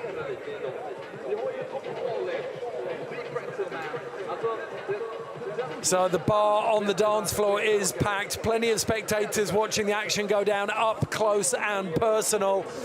We've got our last 6 skiers in the men's first run still to come. And this man should need no introduction. The Pittsburgh Steel, Tom Wallish. Oh, he is just so ignorant. This is Wally, man, the pretzel king. Tom has inspired every single skier here and for generations to come. Switch 2 in with the flip out. Okay, that's the most tech thing we've seen so far. What's he got on the dice? Are we gonna see a double transfer? Back swap transfer, huge. Best speed measurement through the dice that we've seen so far. I mean, Wallish is 37 years old, and he's only gotten better. So far, we haven't seen a 20-point score on a single feature yet. And that could change with this run. That was huge. He just took that 6 so deep, coming into the rainbow. He's been chilling on it. Let's see if he's stepping it up here. No, he's struggling with that all through training, but what do we got? Switch on. Nice little flat spin Japan out. And let's see the pretzel. Oh, thank you very much. 2P4. You knew he was going to do it. Okay, you called out the rainbow as a soft spot in that run, but it doesn't matter. It doesn't matter. You're only looking, I think the dice score on this is going to be gigantic. And the first feature, his first roller coaster rail was one of the most tech yet. The switch to in, to the Misty out, keeping that thing to switch, and then coming up to the dice, like, dude, Tommy Boy's on point. He knows that he can throw away a few. And that's it, isn't it? From a crowd pleaser's perspective, like the rainbow's maybe not the strongest bit, but these super tech little elements. Oh, just hitting that perfect right into the down transition, setting his arm, setting his body, staring at the landing. Oh, that was money. That was perfect. And then here, look at this. Look at the way he measures the speed for the third rail. Pop, grip, back swap. Little nosy on it, but it's still right to the end. Oh, I love watching where his eyes are. He knows where he is the entire time. He's so composed. And sat on that spin. Oh, look how floaty this is. Just floating out the flat through Japan. Oh, so much style, dude. Tom, it's just the greatest. And what he's coined for, the Pretzel King himself, 270, stopping the rotation, spinning out 450 the opposite way. Look at that. Crowd absolutely loving that one. And Tommy Boy loving it too. What a shot. That one was absolutely perfect. Okay, waiting for the scores on Tom Wallish. I want to, in my head, I'm thinking like maybe he's pushed at least one of those features close to 20. Maybe not though. 53 plus his bonus point gives him a 54. So it moves him into fourth place, just outside the podium. On the outside looking in, as they say. Okay, fifth place yesterday in Best Trick. Made mincemeat of the rainbow, taking a completely different line to everyone else. 9 points of flow there for the Kiwi, Nico Porteous. He's got so many different medals, known for those World Championship, X Games, and Olympic medals in halfpipe, but he can ski anything. Oh, let's go. I can't get enough of these flames at the top. The flames go, they fire them up, and just laying out that backy. Okay, back swap coming in forward. Three swap on the down bar. That was so fast. That was so technical. Oh, gap out over the banana split. This is so fast, dude, corking out that back four. Now watch this. Nobody else is taking the wall ride from this. Oh, what? Alley-oop one, bringing it forward. Switch on the final. What's he got? Switch two, back two. That was a fun run. That was something different. Oh, and he knows he only needs 4 scores out of that. He literally twisted the throttle the moment he came out of the dice. The dance floor, too. He went so fast, so big, corking out a back four, which is so hard to do. Well, he came off the dice, then pretty much cleared the whole of the banana split, just greased the dance floor. No, he literally turned his speed up to 100. The helmet probably helped a bit. Yeah. There's a reason why he's wearing that big full face, well, not full face, half face. Oh, dude, if there was like, if this race was set like on speed, if this was a race, he definitely got to the bottom the quickest. That laid out backy, that's for the people. Here's where, oh no, the afterburners go on immediately after this. Watch this three is swap. wild. So fast, and that rail's not big, it's not long. For him to be able to set that is so technical. The judges are gonna give him a massive score for this. Oh, he locked it in, so greased. On such a short rail, and here he's doing Mach 2. Oh my gosh, he almost set it like a switch 5, floating it out so well. Look how fast he's going, he's beating the cameraman couldn't keep up with him. Oh my gosh, I love that. So composed, great grab, landing so deep, and look, just fighting for speed, staying low. It's like, I need to get out to the left so I can get that angle I want onto the side of the rainbow. Glue himself in there. And I love that he hit it like a wall ride too, just totally taking a feature and hitting it differently. So 61, and he's got 2 points there from Best Trick last night.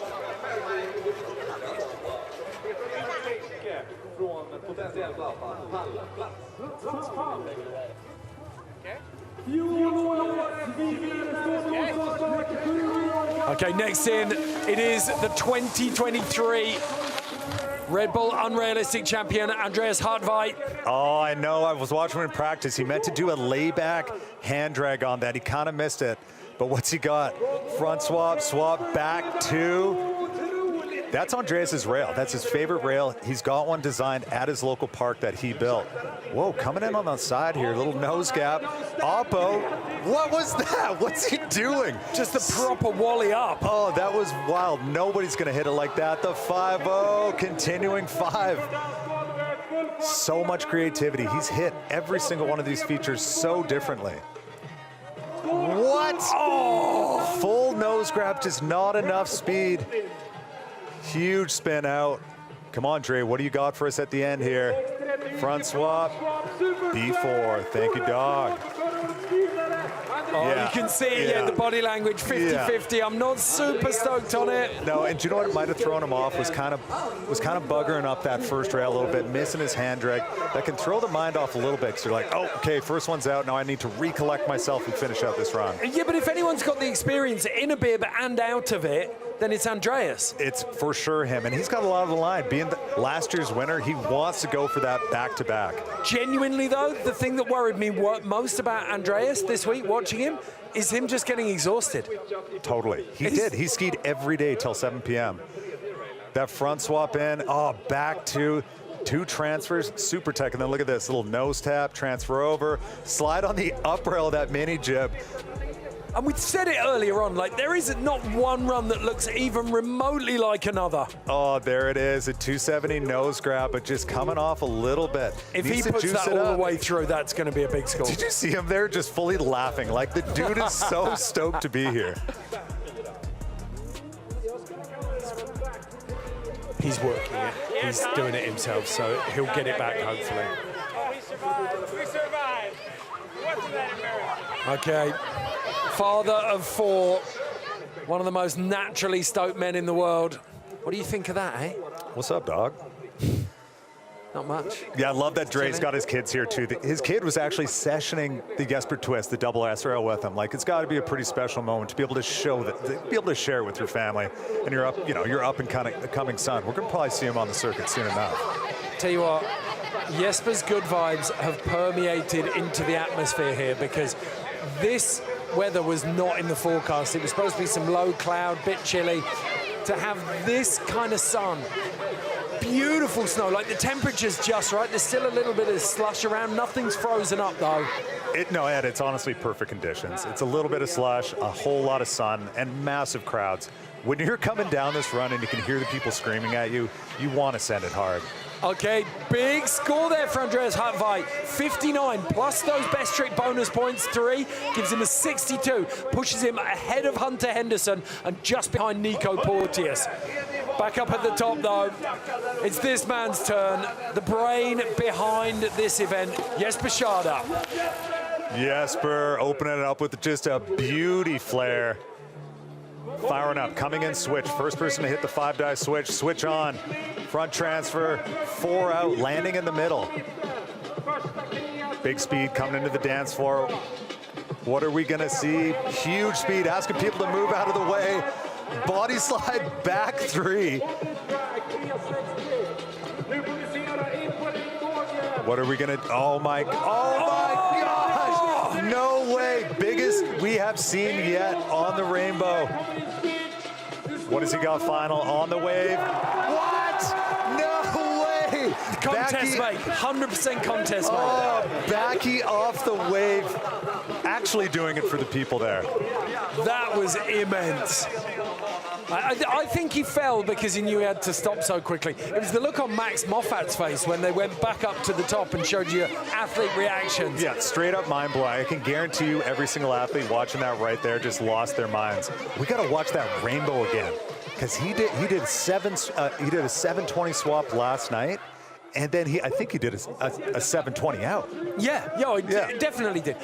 What blows my mind with Jesper though is that he's shouldering all of the media expectation. He's helped a lot of riders settle into this course. He's doing so much filming. He has all of these obligations, and then somehow he still settles himself and pulls out a run like this. He's got a lot to do, but remember, Red Bull is here. They built his dream course. Oh, he does a body slide wall bounce, back 2 out, dude. Right underneath everyone at the bar. Yeah, his skis are up along the bar there, and then gets so corked out, bringing it out, pretty much doing a cork 3 out. 3 swap to a 6. Dude, 6 out. Let's go, Jesper. And we know that he can step this up. He can do the 720 swap. That's ridiculous. Oh my gosh, doing pretty much a full 1080 there. Oh, he's reaching. He was trying to flip it, I think. He didn't get the pop he needed. Landing it clean. And then right here, this one was it. Watch, stall, head back, set it, backy for the people. And he definitely makes that. We'll just cut away there. Look at these kids. And they get to see Jesper ski quite a bit round Åre, but 68 plus that 5 points from best trick. It is a 73 for Jesper Tjäder. He moves into first place ahead of Evan McEachran and Nico Porteous. Oh, that was so well deserved. 2 men left at the top of the hill, and the next man to drop, Emil Granbom out of Sweden. Oh, we got the backy, a little flat spin, reaching for that Japan, missed the grab a little bit. Dice rail, what's he got? Swap to the center. Oh, he wanted to swap. He wanted that transfer, but wasn't able to make it. You could tell from his body language on the way out, he missed it. But I think we're gonna see something kind of filthy here coming up soon on this rainbow rail. He's juicing up all his speed right now. What are we gonna see? Flat spin, getting tapped out by the nose, falling down on the side, and good to go. He actually saved himself so well there. So much body awareness. He took that crash like a champ. That was unreal, but it's a really timely reminder of what's at stake. We've seen so many people skiing at such a ridiculously high level and making it look way too easy. It's really, like, we don't want to see that at all, but it illustrates just how much is at stake when it goes just a tiny bit wrong. You got to remember what we said at the very beginning. This is a terrifying course. The athletes are scared of it, especially when they're doing insane tricks like that rodeo flat spin onto the rainbow. Check it out back at the top. Big old laid out backy. Leaf out Nico Porteous' book. Huge speed, wrapping up this spin, getting a bit of that lead grab in there with the 6, landing forward. Big speed, watch the set, big pop. Skis come around, but it's not enough. Oh my gosh, an absolute brutal crash. Gets his hand in front of his face. Dude, Ed, he saved himself so good there. Little body slide down. I think he's good to go. Yeah, a little penguin slide out. Okay, so 31 points plus that best trick bonus of 7. Plenty of work for Emil Granbom to do, but on the strength of what we saw there, there's a podium run in there for sure. We know what he's got, and I mean, you take a look at what he did last year with the double flat spin hand drag over the rainbow. That's where he's going to stand out. That's where he's going to get the big points. Okay, Matej Svansa out of Austria. One of the most exciting skiers here tonight, and that is saying something when you look at the rest of the field. Matej is pure fun. Pure fun. Watch the control he's got. So twisty, pulling it back there to switch. Coming up on the dice rail, transfer, bringing it out 270 to switch.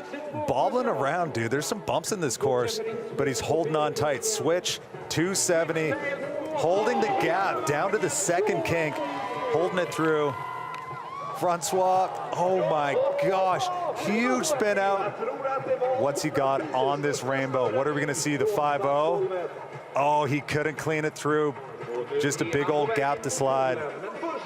Trampoline time, thank you very much. First guy we've seen hit the tramp. Oh, you said it, we're gonna see someone get wet.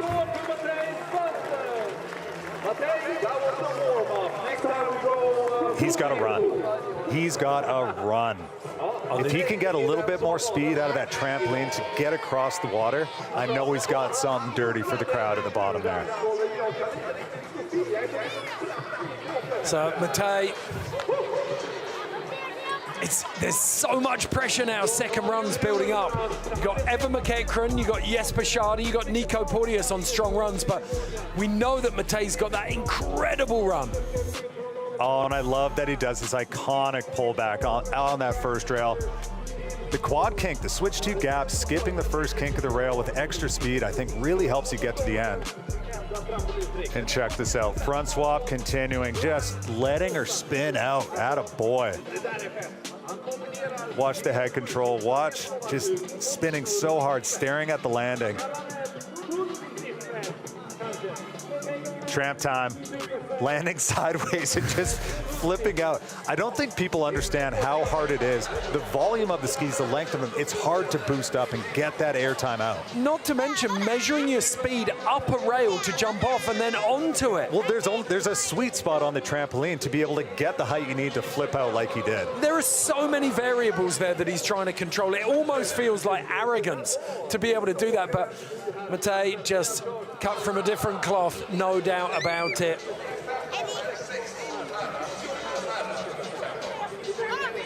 So, waiting for that score to come in. Yeah, the kink, they gave him a big score. They gave him a big score on that quad kink, gapping the first part with the switch two, greasing it to the end, and I love how he pops up his feet. There you go, 66 plus that 10 points. It means that Jesper Tjäder's time in the hot seat is limited. Off the first run, Matej Svansa moves it into first place with the 76. Jesper Tjäder in second. Then we have Evan McEachran in third. Nico Porteous in fourth. Andreas Hartweit poised there in fifth position. And then Hunter Henderson, Henrik Harlout, Tom Wallish moving down there. Still some very, very strong talents. Like you look at Max Moffat and Emil Granbom down in 12th and 13th. What you got to remember is that the guy, Jesper invited the best in the world to come here, so it is anybody's chance. But with that top five, having those bonus points coming in from best trick, they definitely got a leg up on the rest of the field. Yeah, 100%. Well, we've got some serious runs in the men's now, which I think what's amazing, Matej on the trampoline, that's his highest scoring feature. And it's gotta be, he hit it the way it was, that Jesper wanted them to hit it. He wanted them to hit the trampoline. Even more amazing, we've got two 21s in there. Jesper Tjäder on the rainbow got a 23. Andreas Hartweit and Nico Porteous both getting 21s. Andreas for his work on the dice rail. Nico for his work on the rainbow. So a lot of big scores there, but it's finding maybe if you can get two scores in the 20s, then... Oh, you're laughing. Yeah, you're moving away with this. Big smiles down at the bottom there. So Matej Svansa in first, just ahead of Jesper Tjäder. Two of the most creative skis. Evan McEachran's consistency and that really unique approach, I think, worked for him. Nico Porteous, exactly the same. Do you know what? I think Evan McEachran could step it up. If he greases that flat down rail again with that 450 that we know he has, he'll be putting some threat. I don't think there's a single person in there who hasn't got another gear. Oh, no. And especially, hey, final run coming up, too. All on the line. Yeah. Well, we're going to switch back to the women's. That is where we find ourselves. Second run of the women. They're going to kick it off. And right now, it's Johanna Kili in first place, ahead of Lisa Zimmerman and Jenny Lee Bermanson. But first to drop will be Isabella Vade Jensen. The Dane really struggled after she had pretty big knock just ahead of the finals. Yeah, smacked her head on this first feature too, a mandatory feature. She skipped it last time. Is she going to step it up and try to do this feature? I think that big sigh that we just saw up there, I reckon she's psyching herself up for it. Well, she's got to play it safe, and we know that she's got a ton of other options coming down this course. You don't need to grease every single rail. You just need to show up and show your tricks on four. Check this out. McEachran popping out that body slide, flatty out. So good. Transfer, landing so high on it, getting the 450 out, saving the big spin for the end of the rail. Matej doing the most unique by far. Dance floor, ski tap, wall ride. I mean, for me, that was just ludicrous. Yeah, that was a 1080. He just pretty much did a 1080 on this feature, popping that three swap on the rainbow. Highest score of the day so far from any individual feature was that move on the rainbow. And here's Matej. Oh man, so big, so much control.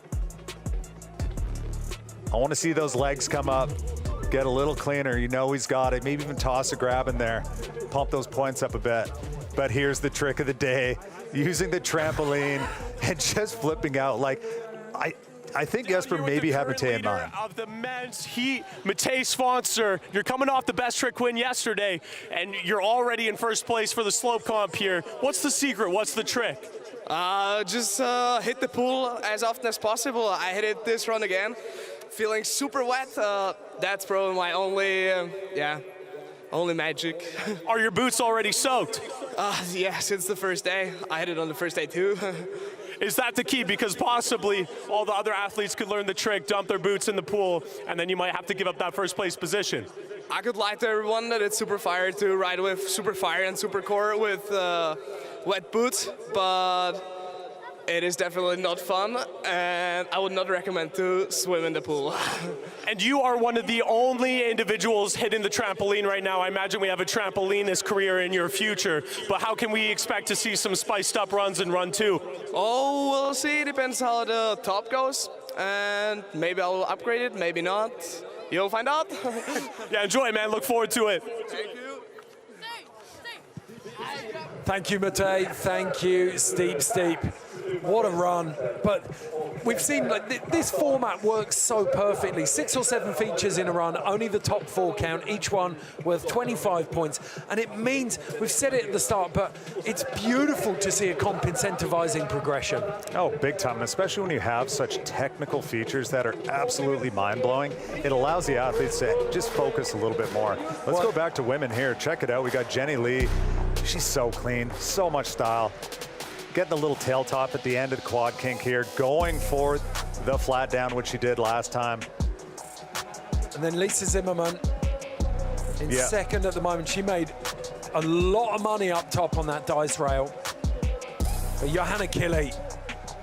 I think the strongest athlete here, cleaning the rainbow rail, one of the few to do it.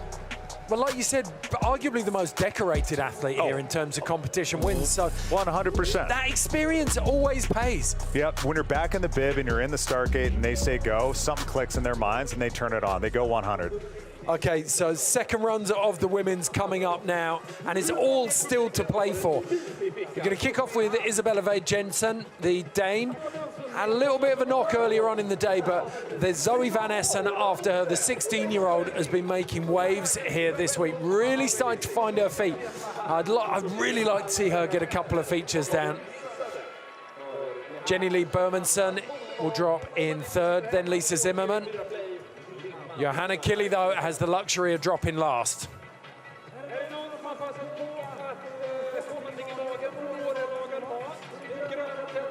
So the crowd loving the show here. A couple of crew up on the bar. Just not a bad place to be. Oh man, amazing. Like, literally Jesper slid 2 feet away from them, wall riding the side of that bar. You could see him when he was coming in with all that speed, you could see him pushing his hand saying, get out of the way, I'm coming in hot. Okay, Isabella Vade Jensen letting go of the roller coaster up at the top. That was the rail that bit her really hard in training earlier today. So instead, where's she going? Looks like she's pulling a bit of speed in here. Okay, pumping the transitions here, getting a little alley-oop, tail tap, using the natural waves of the snow here. Dice rail coming up rail, transfer box, lip slide to forward, super clean. That's got to be a great confidence boost coming into this next rail. Slowing it down for the quad king. Yeah, eye set on it. Look to the end of the rail, but just getting bucked off on that kink. Dance floor, what she got. Big slide, lacing it to the end, holding on to speed, coming into the rainbow. Are we going to see her commit to the rail or hit it as a hip jump feature? No, too much speed check there on the way in. Got her eyes looked straight round the corner off the landing though, didn't she? Juicing speed, coming into the wave. Are we going to see it? Oh, she wanted it. Hitting the corner, wanted to get up. I want to see what she gets for that. She didn't get as far up as she would have. Like we talked about this, whether you could get that angle. Are you talking about getting barreled? totally talking about getting barreled. The joy, the holy grail is getting barreled when your skis are past 9 o'clock. Oh my gosh, mandatory upside down green room fun. Yeah, kind of inverted barrel on skis. Highlight of her run here, great on the up, on the snow box, lip slide in right to the end. Well, how many times have we seen the dice rail as the biggest feature in terms of score? Hey, biggest variety on that thing. There's the most options to get creative. And here it was. She was looking for it. She wanted it. Just needed a little more angle. Yeah. Someone has to do it. We need to see someone get barreled. Look at the look on her face. You Yeah. knew how far out of her comfort zone she was there. I think you just got to lay it back, put your hands in the water, do a nice little lay back and point those skis right to the edge. And then maybe like the chaise long style body drag up the wall. It might even just set you right into a nice old backy out at the end. Okay, 16-year-old Zoe Van Essen. Fun fact, she speaks Mandarin. Really? Yep, fluent in Chinese. So sat on a 52, she needs 67 if she's going to overhaul Johanna Kili at the top of the standings at the moment. Drops into the roller coaster. Yeah, just getting a nice clean start to her run here. What's she got on this? There's so many options. Sliding the right rail, snow pad on, 270 out, another super clean run for her. That's twice in a row she's absolutely nailed the 5 dice. Like we saw it with Henrik though, I do feel that speed is your friend coming into Quad King. Take the juice. If you're not feeling confident, take extra speed, it might get you there. Love seeing that creative coming off early on the rail, using that dance floor, switch 3 out. Mute grab time, thank you very much. Okay, coming down to the pool. It's party time down here. Final run, final feature. What have we got here? Get it to the end, girl. Oh, get those hands in the air. She's gonna have a big smile on her face. Look at that, the eyes tell you everything you need to know about that run. It is a proper, like the first rail's called the roller coaster, but that whole run is a roller coaster ride. Yeah, being here has got to be a roller coaster of emotions. Like you think about the way athletes approach a slopestyle course, they have 5 days of training, they know exactly what they're doing. It's almost a rote run. They're just doing the tricks they know they can do. There is nothing normal about this course. No, absolutely not. And when you see a 120-foot long rail and you see a 50-foot, 20-foot tall rainbow in the middle of the run, I mean, this place is terrifying. Okay, what we do know now though, Zoe Van Essen, second run score is a 54. So our podium in the women's is set. It's just a case now of which order. Jenny Lee Bermanson is in third, she'll drop last. Lisa Zimmerman in second, Johanna Kili in first. The Cat taking the boys up, getting ready for their second lap. Now, this is great to know. They're at the top. They already know that they're on the podium, but they also know that this is the last run. It's time to step it up. It's time to maybe try something different. Lisa Zimmerman sat on that 64. She only needs to stretch that by 3 points to overhaul Kili at the top. If anyone can do it, I think it's her. Okay, Lisa Zimmerman rocking that bike helmet. Oh, getting laid back. Flames on. On the chaise long. Oh, she crushed this 5 dice last time. Let's see what she's got this time. Coming up, snow pad. Has she got the 2 in? Yeah, holding it through. Maybe a little less a little sloppier than last time, but still so technical. Bit more speed, come on, let it go. Killing lots of speed here. Still going for that front swap. Dance floor, front swap. Oh, was not able to get the 4 out this time. Oh, you know what? I think this is a throwaway run. She will be sticking with that first run of hers. Okay, it's going to be a nervous wait for Lisa Zimmerman to see if she can hold on to second. Yeah, just the shine just came off on the first couple of tricks, and you're like, you can hold it, but then you get to a certain point. And especially when you're focusing on a certain features to do your money tricks on, and you know they're gone. Yeah, and we knew that the dance floor was her strongest scorer. Oh yeah, the front swap 4 she did first run was probably the highest scoring trick of the women's. So 17 points for that roller coaster. Just coming off a bit early on both of these rails. Oh, so technical though. You're having to be so on point. Yeah, last run she got the 450 out of here and just wasn't able to preset it. So, taking the helmet off. She knows she's waiting now. If you could bottle disappointment, TJ. Oh. That first run, though, she should be proud of herself. That was an awesome, awesome showing from Lisa Zimmerman. Yeah, incredible showing on that first run, but the look on her face tells you that she knew first was within her grasp. She wanted it. She knew she had it. She was so close. Okay, penultimate skier to drop, Johanna Kili, currently in first, but she knows how close it was, and she knows that Jenny Lee Bermanson is yet to drop. What? She has got a run that could take her out here. What's she going to do to step it up? The 270 off the rainbow. Yep, she's got the 2. We saw it yesterday. Dropping in, Johanna Kili. Final run. Sitting in first place. Starts it beautifully. 5 dice rail, right side, going up the up rail. 270 on, get that P2, let's go! Okay. This is starting to light up. She upped her run. She just did a Tom Wallace special. Switching to the Quad King. So that might be the first throwaway. Great front 4 out, big speed. Is she going to be able to get this 270, maybe even 450 out of the rainbow? Dyson dance floor working hard for her, holding on to that. Oh no, coming off early. Okay. Johanna will be sticking with her first run. Little K-Fed at the bottom. And then just bouncing off the knuckle of the pole. Oh, that 5 dice rail, getting that 2P2 must have been awesome feeling for her. Such a shame. If she could have held it, the Quad King would have set her on her way. Exactly. Coming in switch to that was big money on the card. And she had good speed. She was doing everything right, but was just getting a little bucked on it, getting thrown into the heels of her skis. Okay. I do feel tonight the judges have been really, really tight with the points.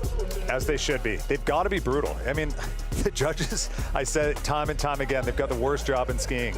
All right, check it out. This was the highlight of the run.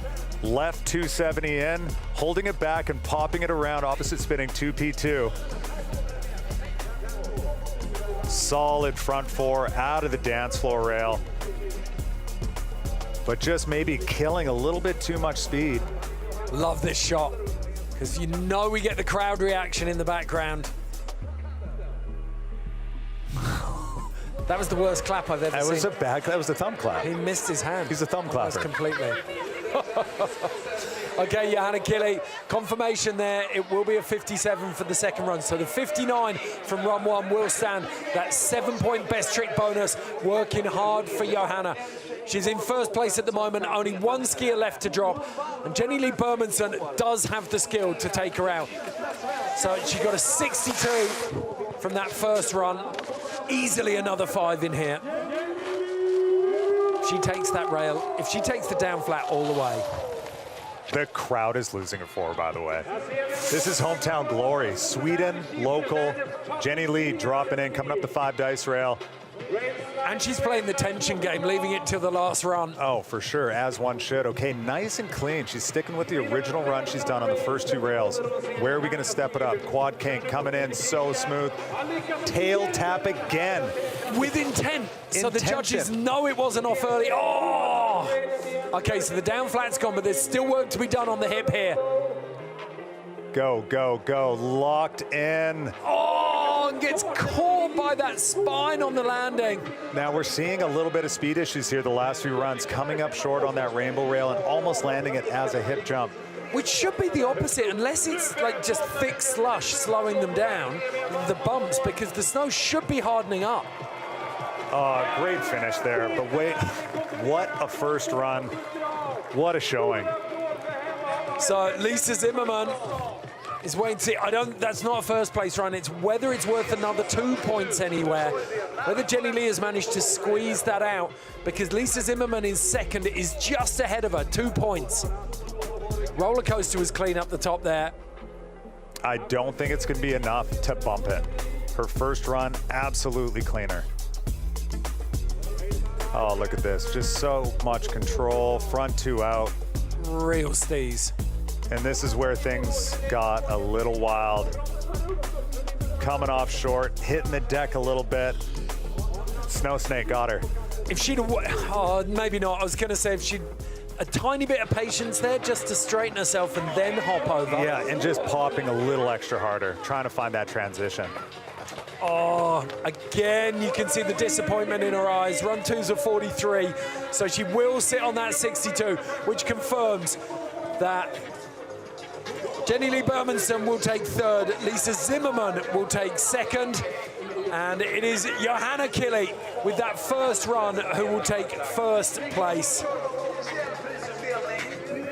We're here with the second ever women's champion of Red Bull Unrealistic. Johanna Kili, what's going through your mind right now?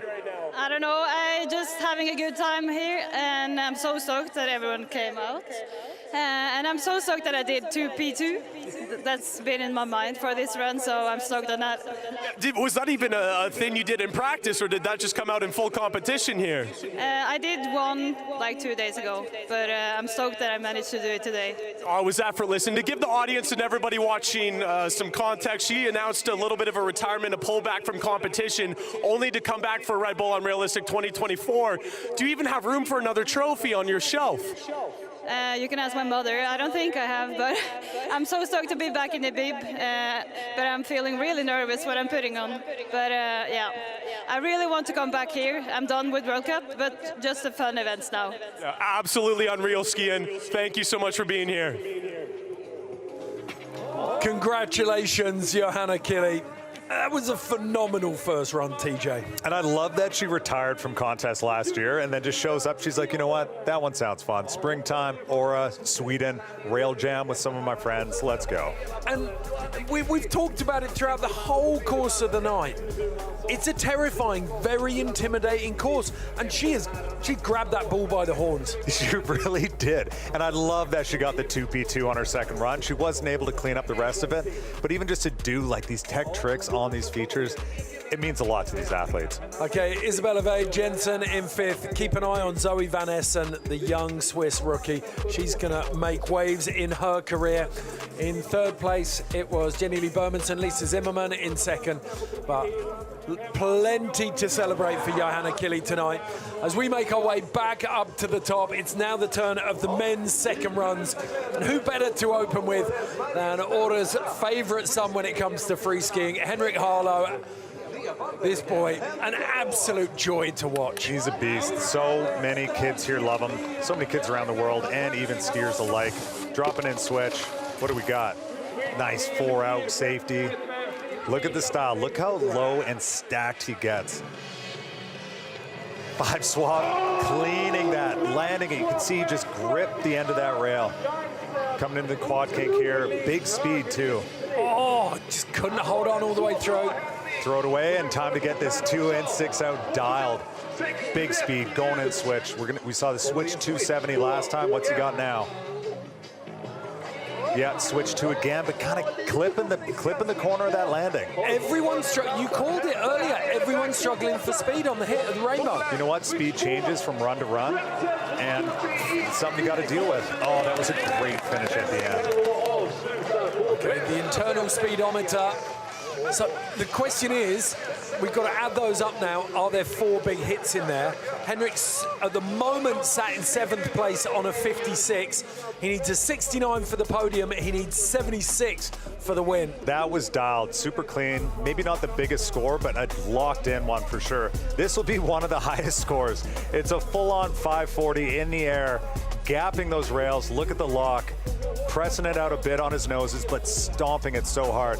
Look at the 2 in here, and just spinning out, stomping at switch with the safety. And he gets that blunt. And coming in switch to the wave. Big old switch 2. Nice little Wally ride there. Pretzel 270 on the end to finish it for the crowd. So 69 for the top 3, 63. And you know what that is. He just doesn't have that best tricker kicker that's going to push him up. He's only getting 1 point out of that best trick bonus. So this really makes you recognize how important yesterday was. Still moves him up into 4th though. So Hunter Henderson has just been knocked down into 7th by Henrik Harlow. So, and he was, I mean, Henry, in Hunter, you saw the competitor because he came out and he greased absolutely everything. He's got so much consistency. Body slide, 360, getting all flatted out too. Here he comes, he's quick on his feet. What's he got? Big front transfer, no, not locking in on that last rail, not able to keep it clean. Oh, I wonder, it's always interesting with the kids who are focused on the World Cup. I was going to say, has it knocked his confidence? No, it hasn't. He's put it straight back. Not at all. Coming in with huge speed. Full body lay, 540. That was better than last time. What switch D, like it was like a D-spin 8. Fully maybe getting a bit too inverted there. Oh, that was like a full switch cork 9 blunt that he was going for out of that rail. God, I love that. And that is a taste of things to come. It's showing us every single one of these skiers now is going for the moon. Oh, he did. And if we could take a look back to that rainbow rail, I think he almost did like a chest slide. I think his whole body, it wasn't just a layback on his hand. It was like a full body slide. Kept his composure. So the chaise long slide, just reclining into the roller coaster. Back swap, continuing. 6, 8, dude, huge spin out. He's been doing his squats too, hasn't he? Oh, check this out. Watch his body. He's got the hand. Oh, that was money. That was perfect. It's almost a double hand drag. And a bit of a knee grind too. Oh, so good. Landing a little bit higher on the landing. It actually allowed him to have a little bit more time to get composed for this next feature. Imagine how good that feels. Oh, it'd be the best thing. Oh, just getting too inverted, getting a little lost. And running out of landing. And, you know, running out of landing probably didn't help either. He just jumped over a house and landed in the driveway. Okay, 52 for the second run, so it's first run standing for Hunter Henderson. He's in 7th at the moment, but that is no guarantee. There is so much talent behind him, including this man. Joel Magnusson out of Sweden had a scorcher of a first run. I want you to watch this guy's skis, man. He's got so much flex in them. Oh, big old power slide, revert, back in, blunt it out to switch. Coming into the dice rail, revert to forward. Transfer, oh, front swap too. And bringing totally it back. Square on that third dice rail. Yeah, he's so playful on his skis. There it is, cleaned out that 4 kink. We haven't seen many people do it. I don't think we've seen anyone spin off the end of it. No, we haven't. Oh, that switch too was massive. Grease it. Somehow held on to that. It looked like he was driving a steamroller by the end of it. He was going so slowly. The 8 blunt getting it out. Last feature, switch on, back 2. Okay, currently in 9th on a 53. Let's have a look through it. Got a 17 on the dice last time. Got a 15 on the roller coaster, 14 on the shootout, a 6 on the wave. So if he's not leaning on the wave for his score, he could do really well here. I believe he's stepped it up on every single feature so far. Yep, 2 points extra on the dice, 1 point extra on the roller coaster. And instead of using the wave, which was a 6-pointer for him, he's got this, the quad kink. All the way through with that spin out. That is going to be a decent score. I love how he just pumps his way through. This rainbow rail got him. Look at him pressing out on the nose there, staring at it. I think there's speed issues on this. I think people need to step it up. See that? Yeah, little nose tap. Yeah, a little too early, but he's still able to finish the rotation and get that tail grab. Tippy tap. Okay, so Joel Magnusson, 55, 3-point improvement. He moves up 1 rank into 8th place. He's unseated Tom Wallish. So that's the caliber of skiers we're dealing with here. Okay, next in, Oliver Magnusson out of Sweden. He's got that 50-point. He needs 77 for first place, which is currently inhabited by Matthijs Vansa, man who absolutely pulled the ears off this course. All right, dropping in, first rail. First guy we saw do the Misty out. Did it perfect again. Big speed, big 3 swap to switch. I love seeing reverts back in the game. Quad kink greased, He's done everything so far. Money. Switch to, He's over halfway. You could see him. He knew he had it and just fell off on the noses. Big old back swap, clean. Made it to the end of the rail. No issues with speed. Squats out the shootout onto the wave. And a nice clean little 2.7 at the end. Really crisp finish. Honestly, every single feature he did, he got it super clean. And he took the risk to hit that flat down to do that switch 270. But everything, we said it, everything's crisp and clean. But this isn't a slopestyle course. It's not about consistency top to bottom. It's all about getting those big standout tricks. It's literally blowing people's minds. Yeah, exactly. That's a really good way, and you've got to do that. You've only got to do it 4 times out of 6 or 7. Yeah, you only have to blow people's minds 4 times. Oh man.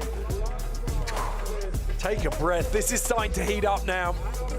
Oh, I love how he sets almost like a misty takeoff on that. But just, yeah, bottoming out the landing and just fighting to hold on as he does. Oliver finishing it out on the wave, little front 2 action.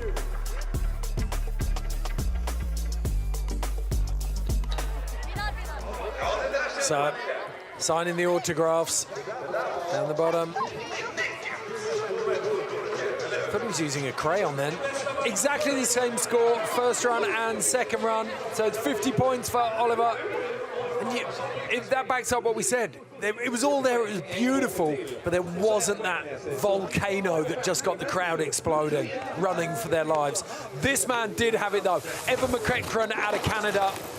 Oh, body slide to the backy, dude. So good. 2 in a row as well. Super consistent skiing we're seeing from Evan. 1 transfer, back swap transfer.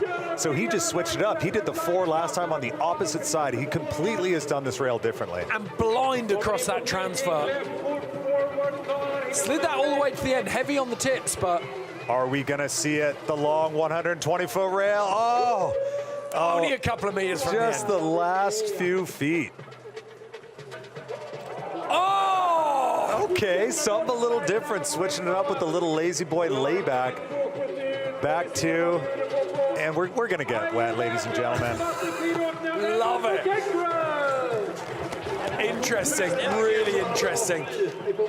I think the big one there, you know that the down flat, that giant rail is such a centerpiece, and having done it, like the judges are going to mark him down there, so that's a big piece of his puzzle taken away. Evan knew that when that rail didn't happen, the run was over, and that he was going with run 1. But dude, so much fun. This is immense. The transfer here. Blind back swap and doing it on the opposite rail that he did last time. Beautiful. I think the judges really would have watched that one. No way, dude. Full layback on the rainbow. And look at that, hand down, feet down, skis sideways, getting booty on it. So sick. You're just not gonna see that in the rigid format of the World Cup. You would never contest. see that in a World Cup. No, this event allows these guys to be a little bit more fun, do stuff that's maybe not crazy technical, but just pure style. Beautiful. All of us getting a treat here tonight watching Evan McEachran. He may not have bested his first run score, but the entertainment factor was there. Are we not entertained? Yes, we are, Evan. Thank you. So, long wait for him now, though. Sat in 3rd place. He's got a podium spot.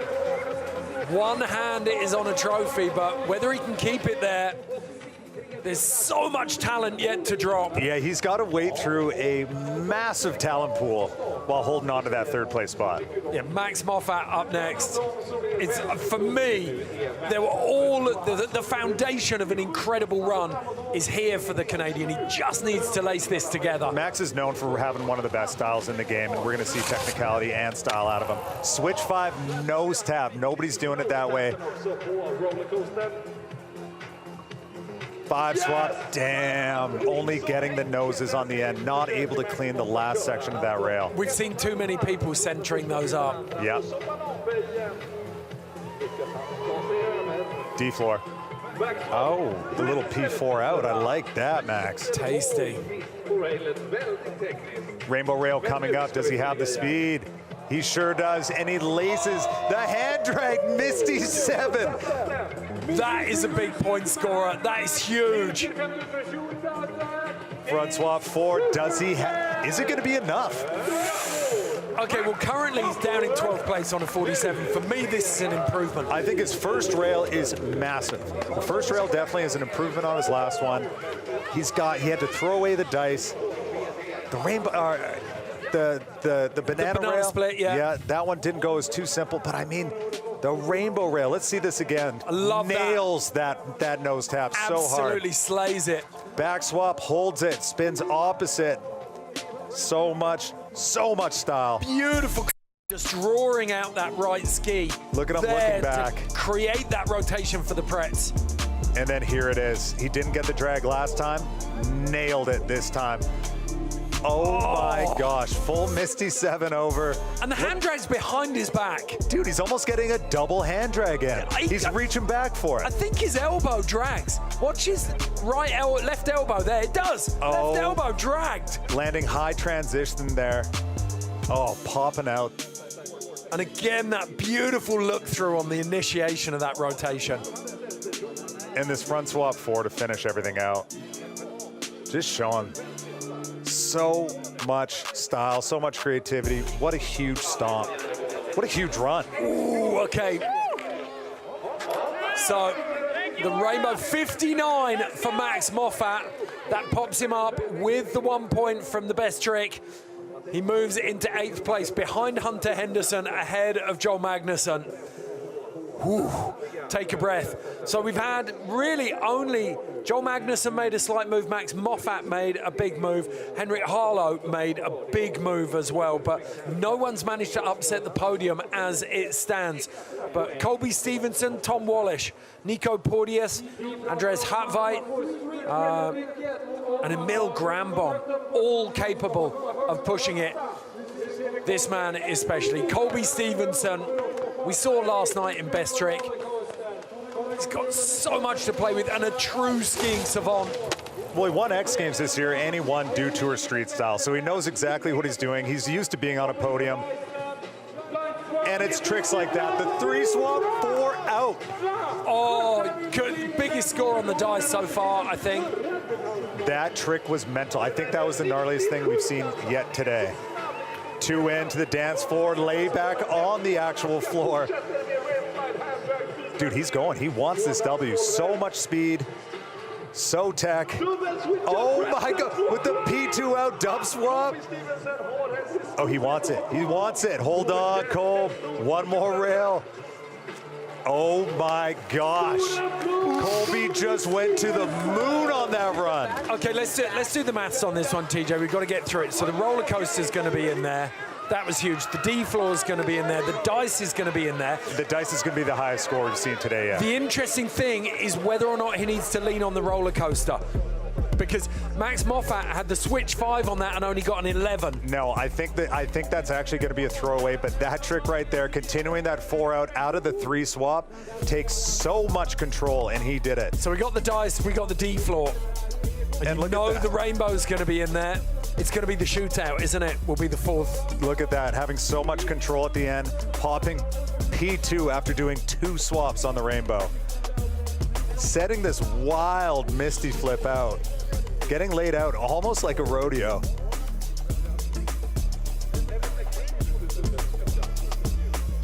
And then the wave coming out switch. So Colby Stevenson giving the judges plenty to think about. Luckily, whoever was on the smoke cannons down the bottom managed to turn that off. He almost got a lungful. 71 with that best trick bonus. Colby Stevenson moves it into 3rd place. Unseats Evan McEachran after all of that hard work on his first run. Colby Stevenson has moved in ahead of Evan McEachran behind Jesper Tjäder and Matthijs Vansa. That is a big, big statement from Colby. But still, we've said it so many times, there is so much talent still to drop. 17-year-old Theo Thorgren. We know that he's got the slope and big air skills. The question is, has he got the rail skills over the next minute to make a statement? And we saw him last run kind of intentionally skip some rails and use them as jump features. So I wonder if that's going to be his play again this time. Let's see. Setting that misty pullback. No. And I'm pretty sure that was his highest scoring feature yet. It was 18 on his first run. Oh, wow, that was huge. Okay, he stepped Look it at up. that. I love that. He gave the dap to the follow cam. He was so pumped on it. Can he hold it through? He's stoked. We know he's fired up. Can he keep the intensity coming down the rest of this run? 2 in, 6 out, coming in switch to the rainbow. Booking. Oh, he's got the juice. He's got too much juice. Too much juice, but holding on still. Now we saw him land switch last time and boost up. He's got 1 rail left. You know, the travesty of this, there's only 2 scores in it. Brilliant, like those 2 features. The dice and the dance floor, like the dice was immense. The dice was insane. He stepped it up so hard from the last run. I tell you what, that boy deserves a bow of respect though, just for the speed that he came into the rainbow switch. Let's check this out. Front swap to the back and then continuing a continuing back swap. 3 swap to switch. That was tech. Super tech. Wow. Beautiful work. The look back to the camera was my favorite part. That was so good. Getting the D floor going here, and you know what? Maybe he's set. He killed it a little bit too much speed coming into that rainbow as he landed a bit on the corner of that landing.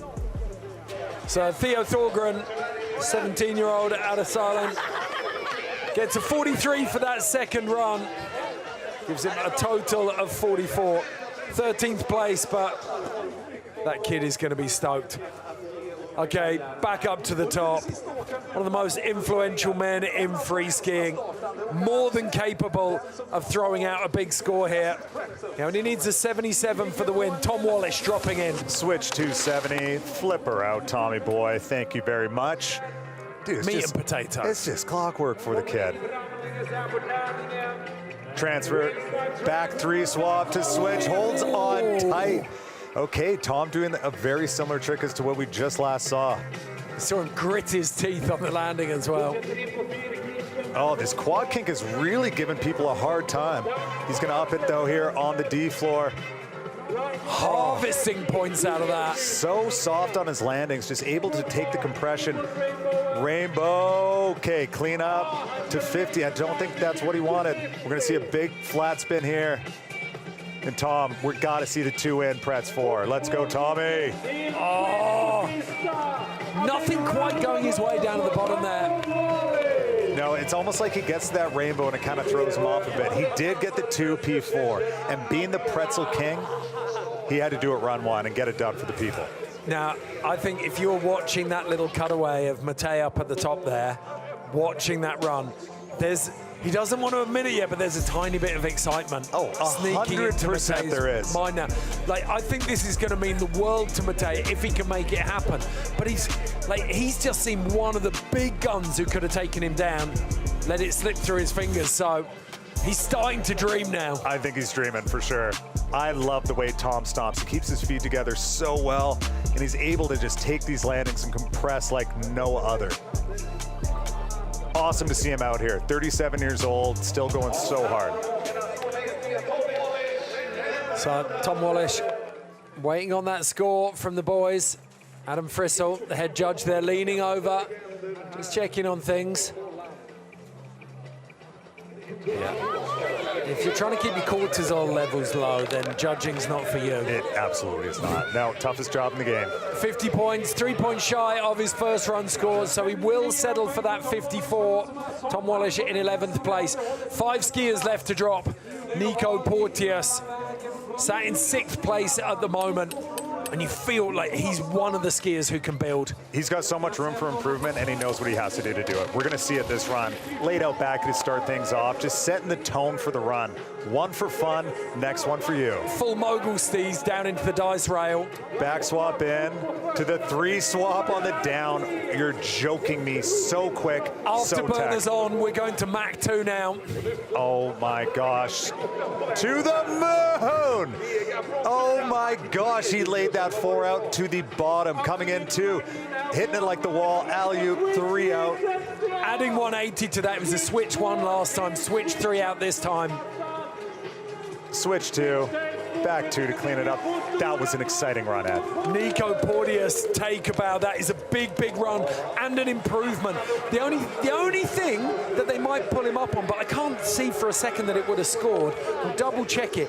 So Nico Porteous, he gapped over the banana split last time. He didn't even bother this time. I think what it was just a throwaway last time, you know, and it was a throwaway this time.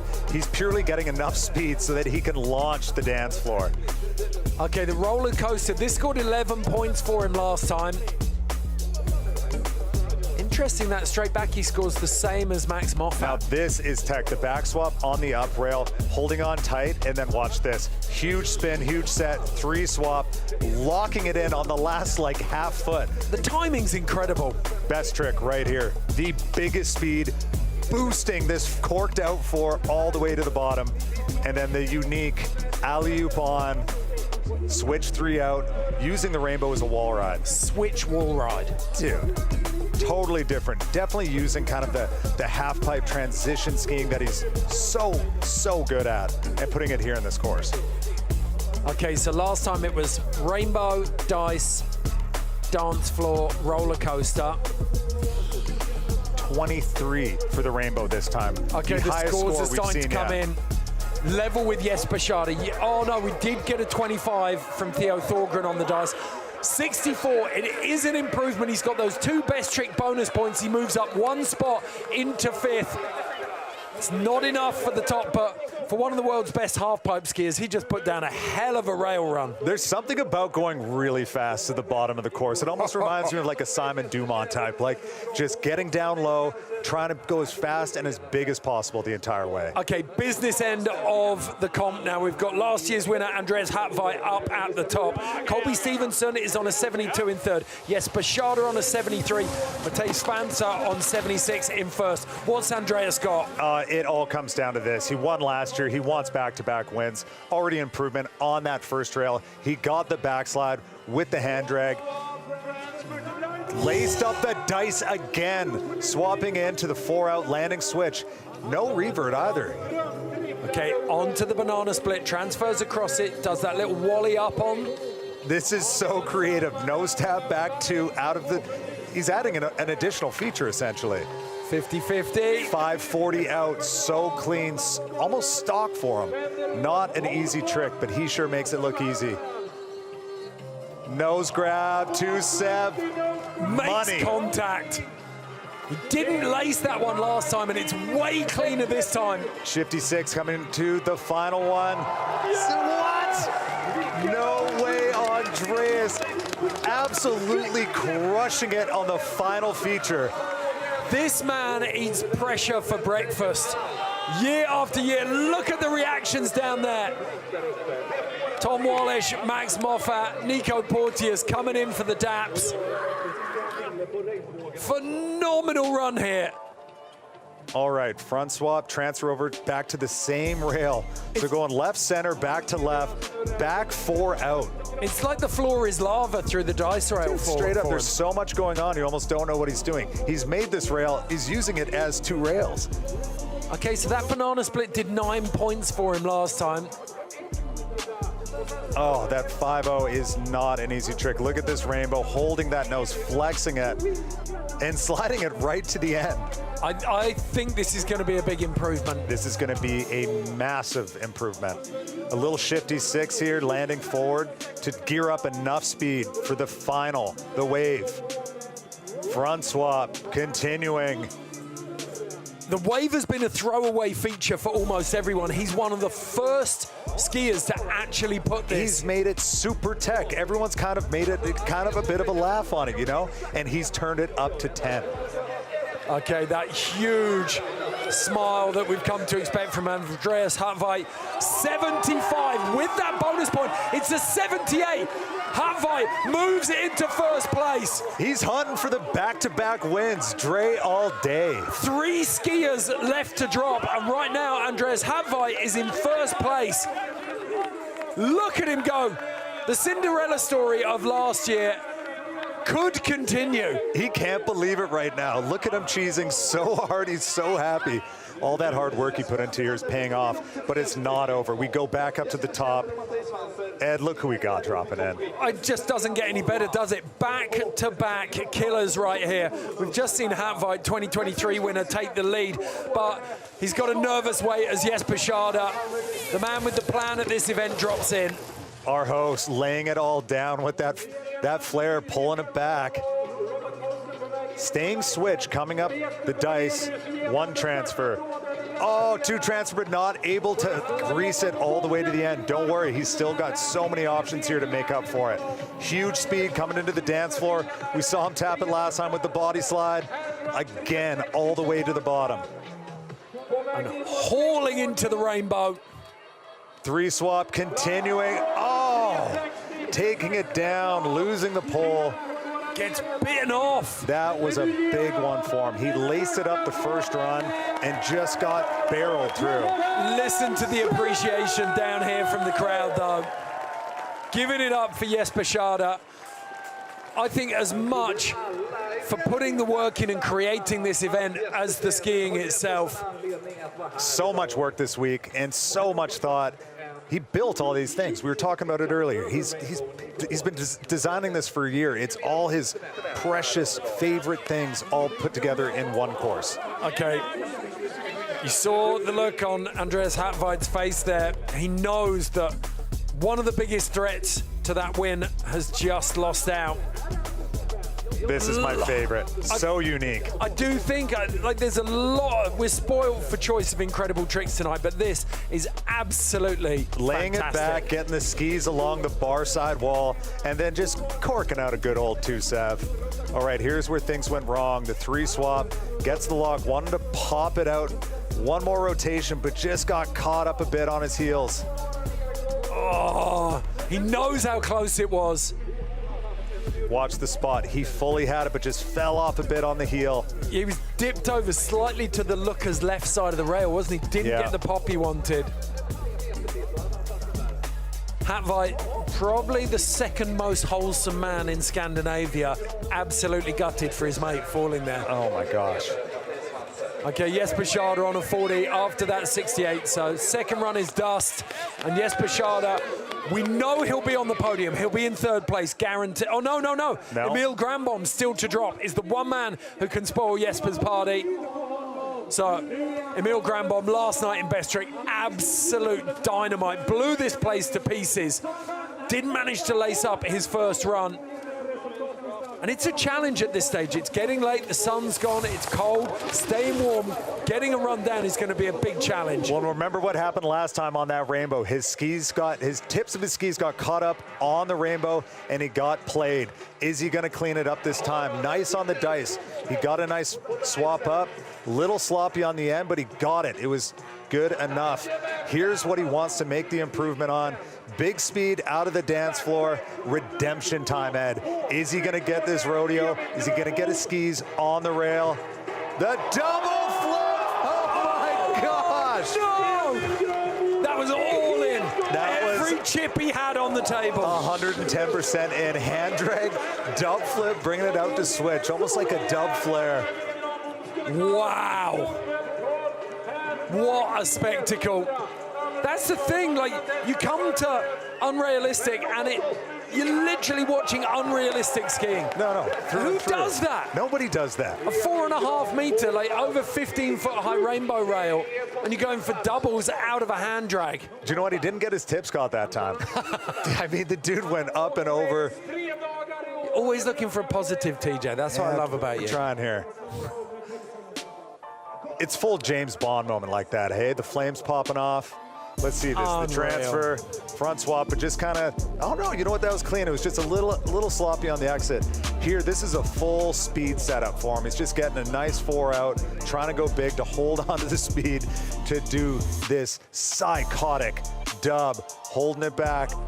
Oh my gosh, dub 9. With a hand drag. If anything, he over-rotates here, I think. Yeah, maybe the knee tuck. Oh, no. I think at first he thought he wasn't going to be able to get to his sweet spot on the landing. Grabbing those knees, trying to get it around a little bit easier. Emil Granboom's goggles have made it into the crowd. That's the loudest we've heard from the crowd thus far. And what that means, 46 points, it is an improvement for Emil Granboom, but it only pushes him into 12th place. So back up at the top, last skier to drop is Matthijs Vanse. Our podium is set. Jesper Tjäder will take third. But what we need to know right now, and what the next minute will decide, is whether Matthijs Vanse can overhaul Andreas Hattveit. Just 20 years old, second youngest skier in the men's field. Can he handle the pressure and deliver a run when it counts? Ed, he doesn't ski with pressure. The dude is just having fun. I'm not joking, all the time. I bet you he's cheesing, smiling, look, just throwing up thumbs up like he's having fun. But it is time to go game on. Last run of Red Bull Unrealistic 2024. Can Matthijs Vanse take the win with this run? Love that he's doing his pullback 5 there. Transfer, get the 2 out. He's locked in, he's dialed, coming into this quad kink here. He is so loose, isn't he? Pulling it back to switch 2. Oh, he missed the gap. He had it last time. Where will he step it up? Oh, that was clean. Bigger improvement than last run. Iron cross slide. Are you joking me? Tramp time. Oh, he gets caught up. It is so hard to find the sweet spot on that trampoline to then set in course the flip. Yes, we knew somebody was going to do it. Why not? Last guy to drop, front flip in. That is what I'm talking about. In there. I hope he's got a spare change of clothes. What's phenomenal, the shootout rail onto the trampoline. He's hit it 5 times and he's made it 4 times. Well, now he's hit it 6 times and made it 4. It's insane. But his consistency on such a ridiculously difficult rail is out of control. That is out of control. What a showing from Matthijs Vanse, one of the most unique skiers of this entire group, of an entire generation. But you know what this means? It means, TJ, that there has only ever been one male winner of Red Bull Unrealistic. Andreas Hattveit takes 2023 and 2024. That he does. Back-to-back wins. 37-year-old. He was 10 years in retirement up until last year, and now he's the defending champion. And let's not forget, let's just put the comp in context. This is the most progressive free skiing contest for Park, and it's a 37-year-old man who's won it 2 years in a row. He's unstoppable. Okay, we can go down into the finish area now, where our man Steep is with the 2-time Red Bull Unrealistic champion, Andreas Hattveit. We are down here with Andreas Hattveit, back-to-back wins, Red Bull Unrealistic. What's going through your head right now, brother? Dude, I don't really understand it yet. These guys are so good, and I told my wife beforehand, being here, skiing with this guy, I don't care if I win or lose, this is a victory just being here, having this much fun skiing. Absolutely unreal. For everybody watching, what do we have to eat? What workout routine? What school do we have to go to ski like yourself? Dude, just ski every possible moment you have. Ski in the morning, afternoon, at night. Just have fun with your friends. That's the way to do it. Well, if you ever open up the Andreas Hattveit Ski College, I will be in attendance along with a lot of other individuals. Go celebrate tonight, man. You earned it. Yes, sir. Thanks, buddy.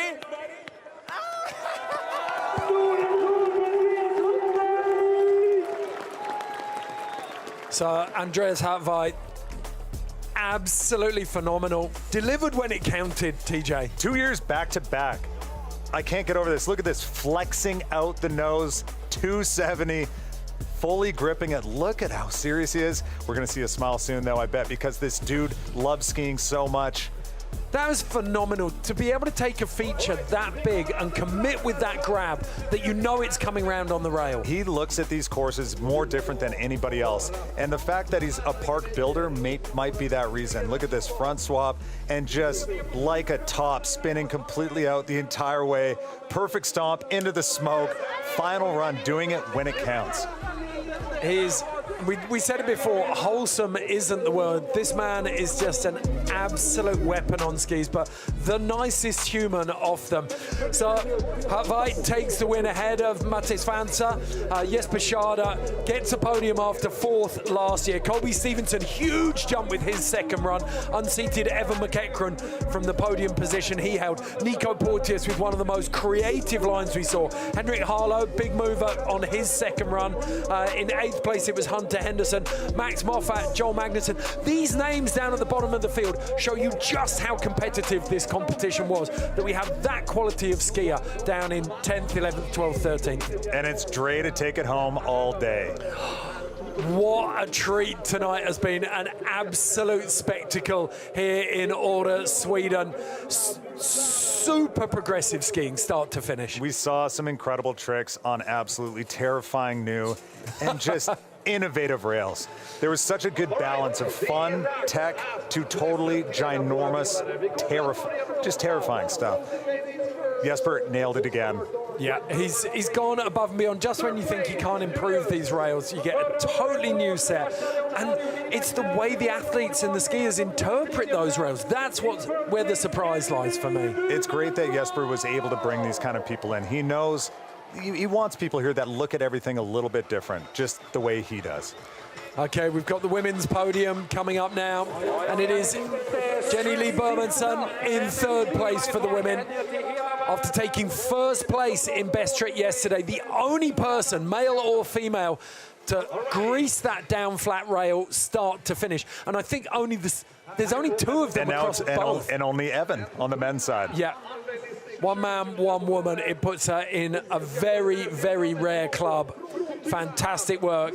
She can be very proud of the last 2 days of skiing. So in 2nd place, Lisa Zimmerman.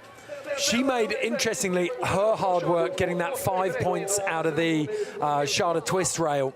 And then also stepping it up today on the dice rail feature, probably being the most progressive on it with that awesome 270 in. So 2nd place for Lisa Zimmerman.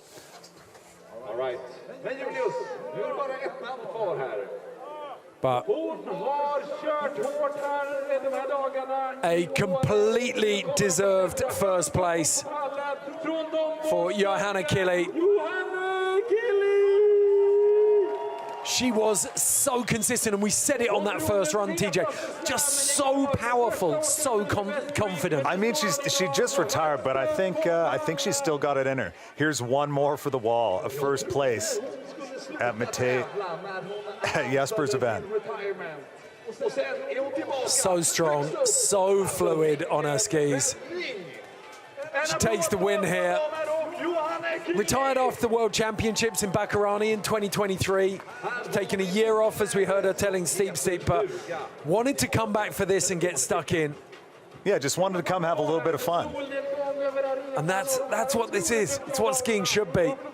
And walking away with some serious hardware.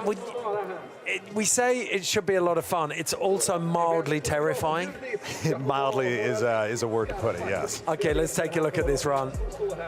Smooth through the roller coaster. This is the centerpiece, isn't it? That gigantic rainbow. Yeah, the only one to absolutely grease the entire rainbow rail. So locked in, getting a nice little shifty on the inside. So competitive, so strong, still so much in her prime. I love how carefully she got down off the podium as well. She's just done all of those death-defying rails, and then she was super health and safety getting off the podium. Congratulations to all of the women, Jenny Lee Bermanson, Lisa Zimmerman, and Johanna Kili. Now it is the men's podium, and for the first time, Jesper Tjäder gets on the podium of his own event. Our gracious host, such a well-deserved podium, man. He turned it on so hard from best trick all the way here today into finals. He must feel so proud of seeing his dream come to fruition. Christopher Turdell, Freeride World Tour champion in 2018, if memory serves, handing out the trophies there. And Jesper is so humble, so humble. This will mean the world to him. So rugged up to stay warm after his dunk in the wave, Paul. Matthijs Vansa, the Austrian, an absolute joy to watch. He is so much fun. I mean, he's the epitome of fun in free skiing. You never know what he's going to do. So much swerve, so much style. He had such an advantage after taking out best trick last night as well. 10 points already in his pocket before he started the slopestyle tonight. Super creative though. Two completely different worlds of skiing embracing there, Tjäder and Svansa. So lovely to see. So having led for almost the entire contest, Matthijs Vansa has to settle for second, but it will be with a smile because he knows he's doing it to this man. Andreas Hartveit, Norway's finest, retired from free skiing competition almost 10 years ago, 2014, his last year in a bib. He came out of retirement last year. This is the only contest he does, and he has won it both times. Your 2024 Red Bull Unrealistic champion, Andreas Hartveit. Somebody cue the music. We need still Dre, because it's Dre all day. Back-to-back winners. He's here to stay. Oh, massive smile on Andreas's face. Huge, huge night for him. I did say earlier on that he's wholesome, but I suspect there might be a couple of beers going in his face tonight. Oh my gosh, the boys are gonna be celebrating tonight because they've been putting their life on the line. The ladies can be there right beside them, popping bottles, having a great time here in Åre. Look at that. Matthijs appears to have stolen Nico Porteus's bib. Okay, that was a fantastic night of skiing. And it was taken out by this man. So consistent through the dice. A true Viking from Norway, so powerful. Look at him trying to rip the nose off the tip of his ski there. Finishing it with such a bang. Absolutely breathtaking. And loving every moment of it. Crowd going nuts. It was the perfect way to close out the night. Tension all the way to the last run. And here we go with the champagne spray, invented in Le Mans at the 24-hour race in 1921. All right, nu kör vi! Ja, där har vi de flygande korkarna och champagne. En stor applåd för alla vinnare i Red Bull Oh, too good. Pour it all on Matej. He's wet already. Wow. Stellar evening of action here from skiing's finest. Absolutely laid it on. And the two Norwegians on top of the podium there, male and female. It is a good night. And the two Swedes in third. And perfect timing too. The sun has just set. We're getting a little bit of that golden hour. The bottles have been popped. The contest is over. That's pretty wild. So you've got two Swedes, Jenny and Jesper in third, an Austrian and a German in second, and then two Norwegians in first. Okay, confirmation of the men's results here from Red Bull Unrealistic. Hartveit in first, ahead of Svansa. Jesper Tjäder in third. Colby Stevenson just missing out, ahead of Eva McEachran and Nico Porteus. Henrik Harlau taking seventh, just ahead of Hunter Henderson. Then Mats Moffat, Joel Magnussen, Tom Wallish, Emil Granbom. He had the potential to be up there, but unfortunately couldn't make it stick. Oliver Magnussen, and then the young rookie Theo Thoren with something, a night to remember there for him. Oh man, 17 years old, first time here. I bet you it was a night of his life. Look at that down bar dominating almost the entire picture. So here's the women's. Johanna Kili taking out the win. 66 points. Very, very tight, though. Lisa Zimmerman only 2 points behind Jenny Lee Bermanson on 62.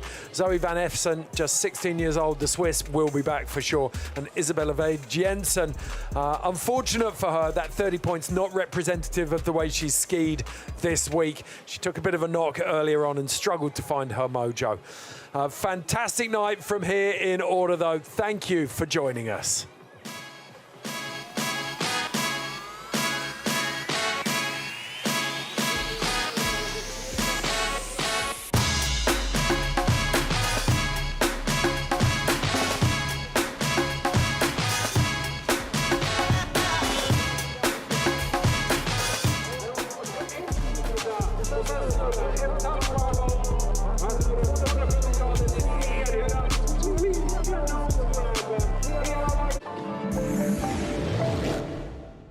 One wave, big or small, can change everything. Focus and dedication can make the difference between pain and gain. Follow the world's best surfers at the height of competition. Get an undiluted view of a pro surfer's life and join adventures around the globe. Surfing on Red Bull TV. Marc Marquez, racing means everything. Jo he somiat 2 o 3 vegades d'arribar al Mundial i guanyar. Muy competitivo. Si me preguntas qué podemos esperar de Marc Márquez, es todo. But now he faces the toughest decision of his career. Ahí es donde digo, ¿vale la pena o no? Marc Marquez, All In. Now available on Red Bull TV.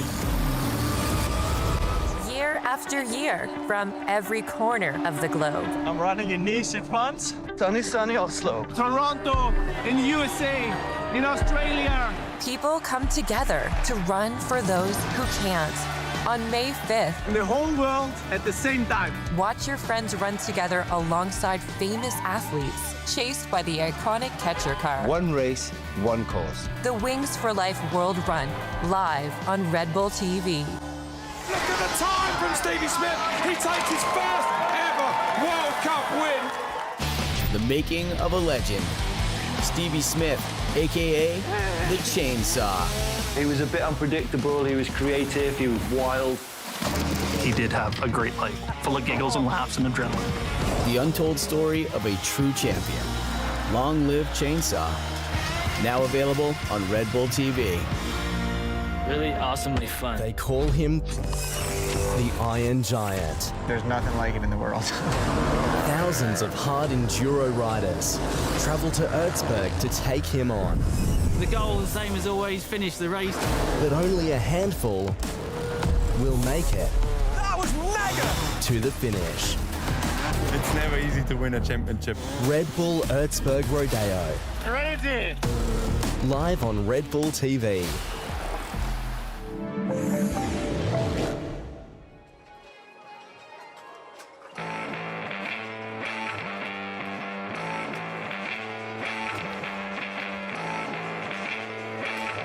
Welcome back to the post show where we can reflect on all of the action that we've just seen thrown down at the 2024 Red Bull Unrailistic. Joining us in the studio for this, we got Steep and the man of the moment, Jesper. Good to have you in here. Yeah, thanks for having me. You've probably got the best perspective on this. Like, you have so many expectations when you design this course, when you build it, when you put together the invite list. Did it live up to those expectations tonight? Yeah, for sure. It was way better than I could ever expect. It's kind of risky building these rails. Like, you never know. It might be like nobody makes the rails in their runs, but yeah, the skiers, they surprise me every time. Like, everybody's killed it. Out of all of the features, what trick surprised you the most? Like the fact that they cleared the long down rail in their run, like Evan, that was so sick.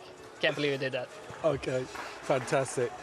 No, I loved it, Jesper. You had a perfect day. The weather came through. It was sunny. It was a little bit slushy. And like, for the athletes especially, when you have perfect weather, you know, it just turns you on a little bit harder to want to step it up. And you did that today, especially on that rainbow rail. Can you walk us through that? Yeah, I mean, I can't believe I got that one. Like, I never done it on that rail before. I never got it in practice, so I did a few back for us out, and then I knew, like, if I lock in perfect, I might be able to get it. And yeah, I mean, the perfect weather, the crowd was here, like, I had to try to get it, and I locked in perfect. It was so amazing to watch. And like you just said, with the crowd being there, you can hear them on your way down, right? Yeah, for sure. Yeah, it gives you a lot of energy. Yeah, the full circus show.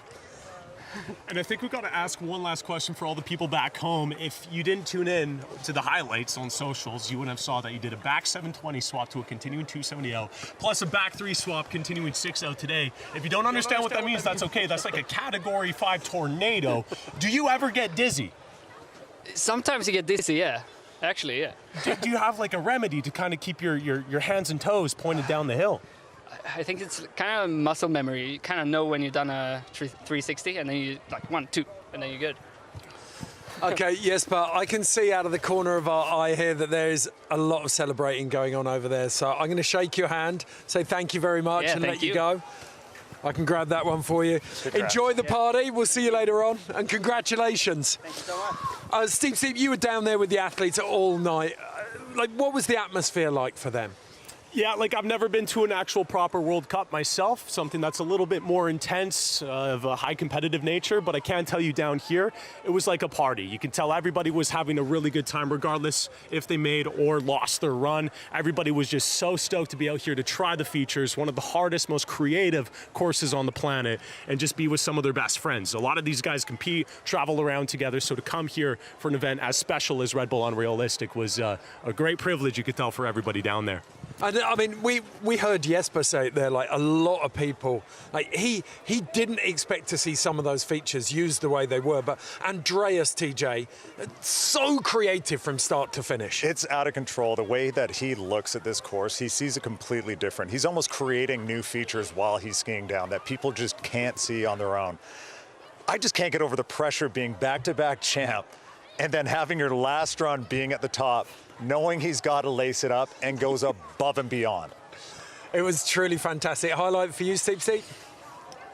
Oh, I almost want to say it all, but I feel like Emil Granbaum didn't get enough of the spotlight. I mean, come on, he went for a hand drag, double flip out, went for a dub 9 on that feature. He threw down some of the biggest, most technical, wildest combos we've seen on, again, the biggest rainbow, slopestyle skiing has seen in ages. So for him to go for that and just have the capacity within his trick repertoire to make that happen blew my mind to bits. You know that it was actually a double drag. It was the hand drag on the way in and then the elbow on the way out as well. So I don't know if that was intentional. I stand corrected.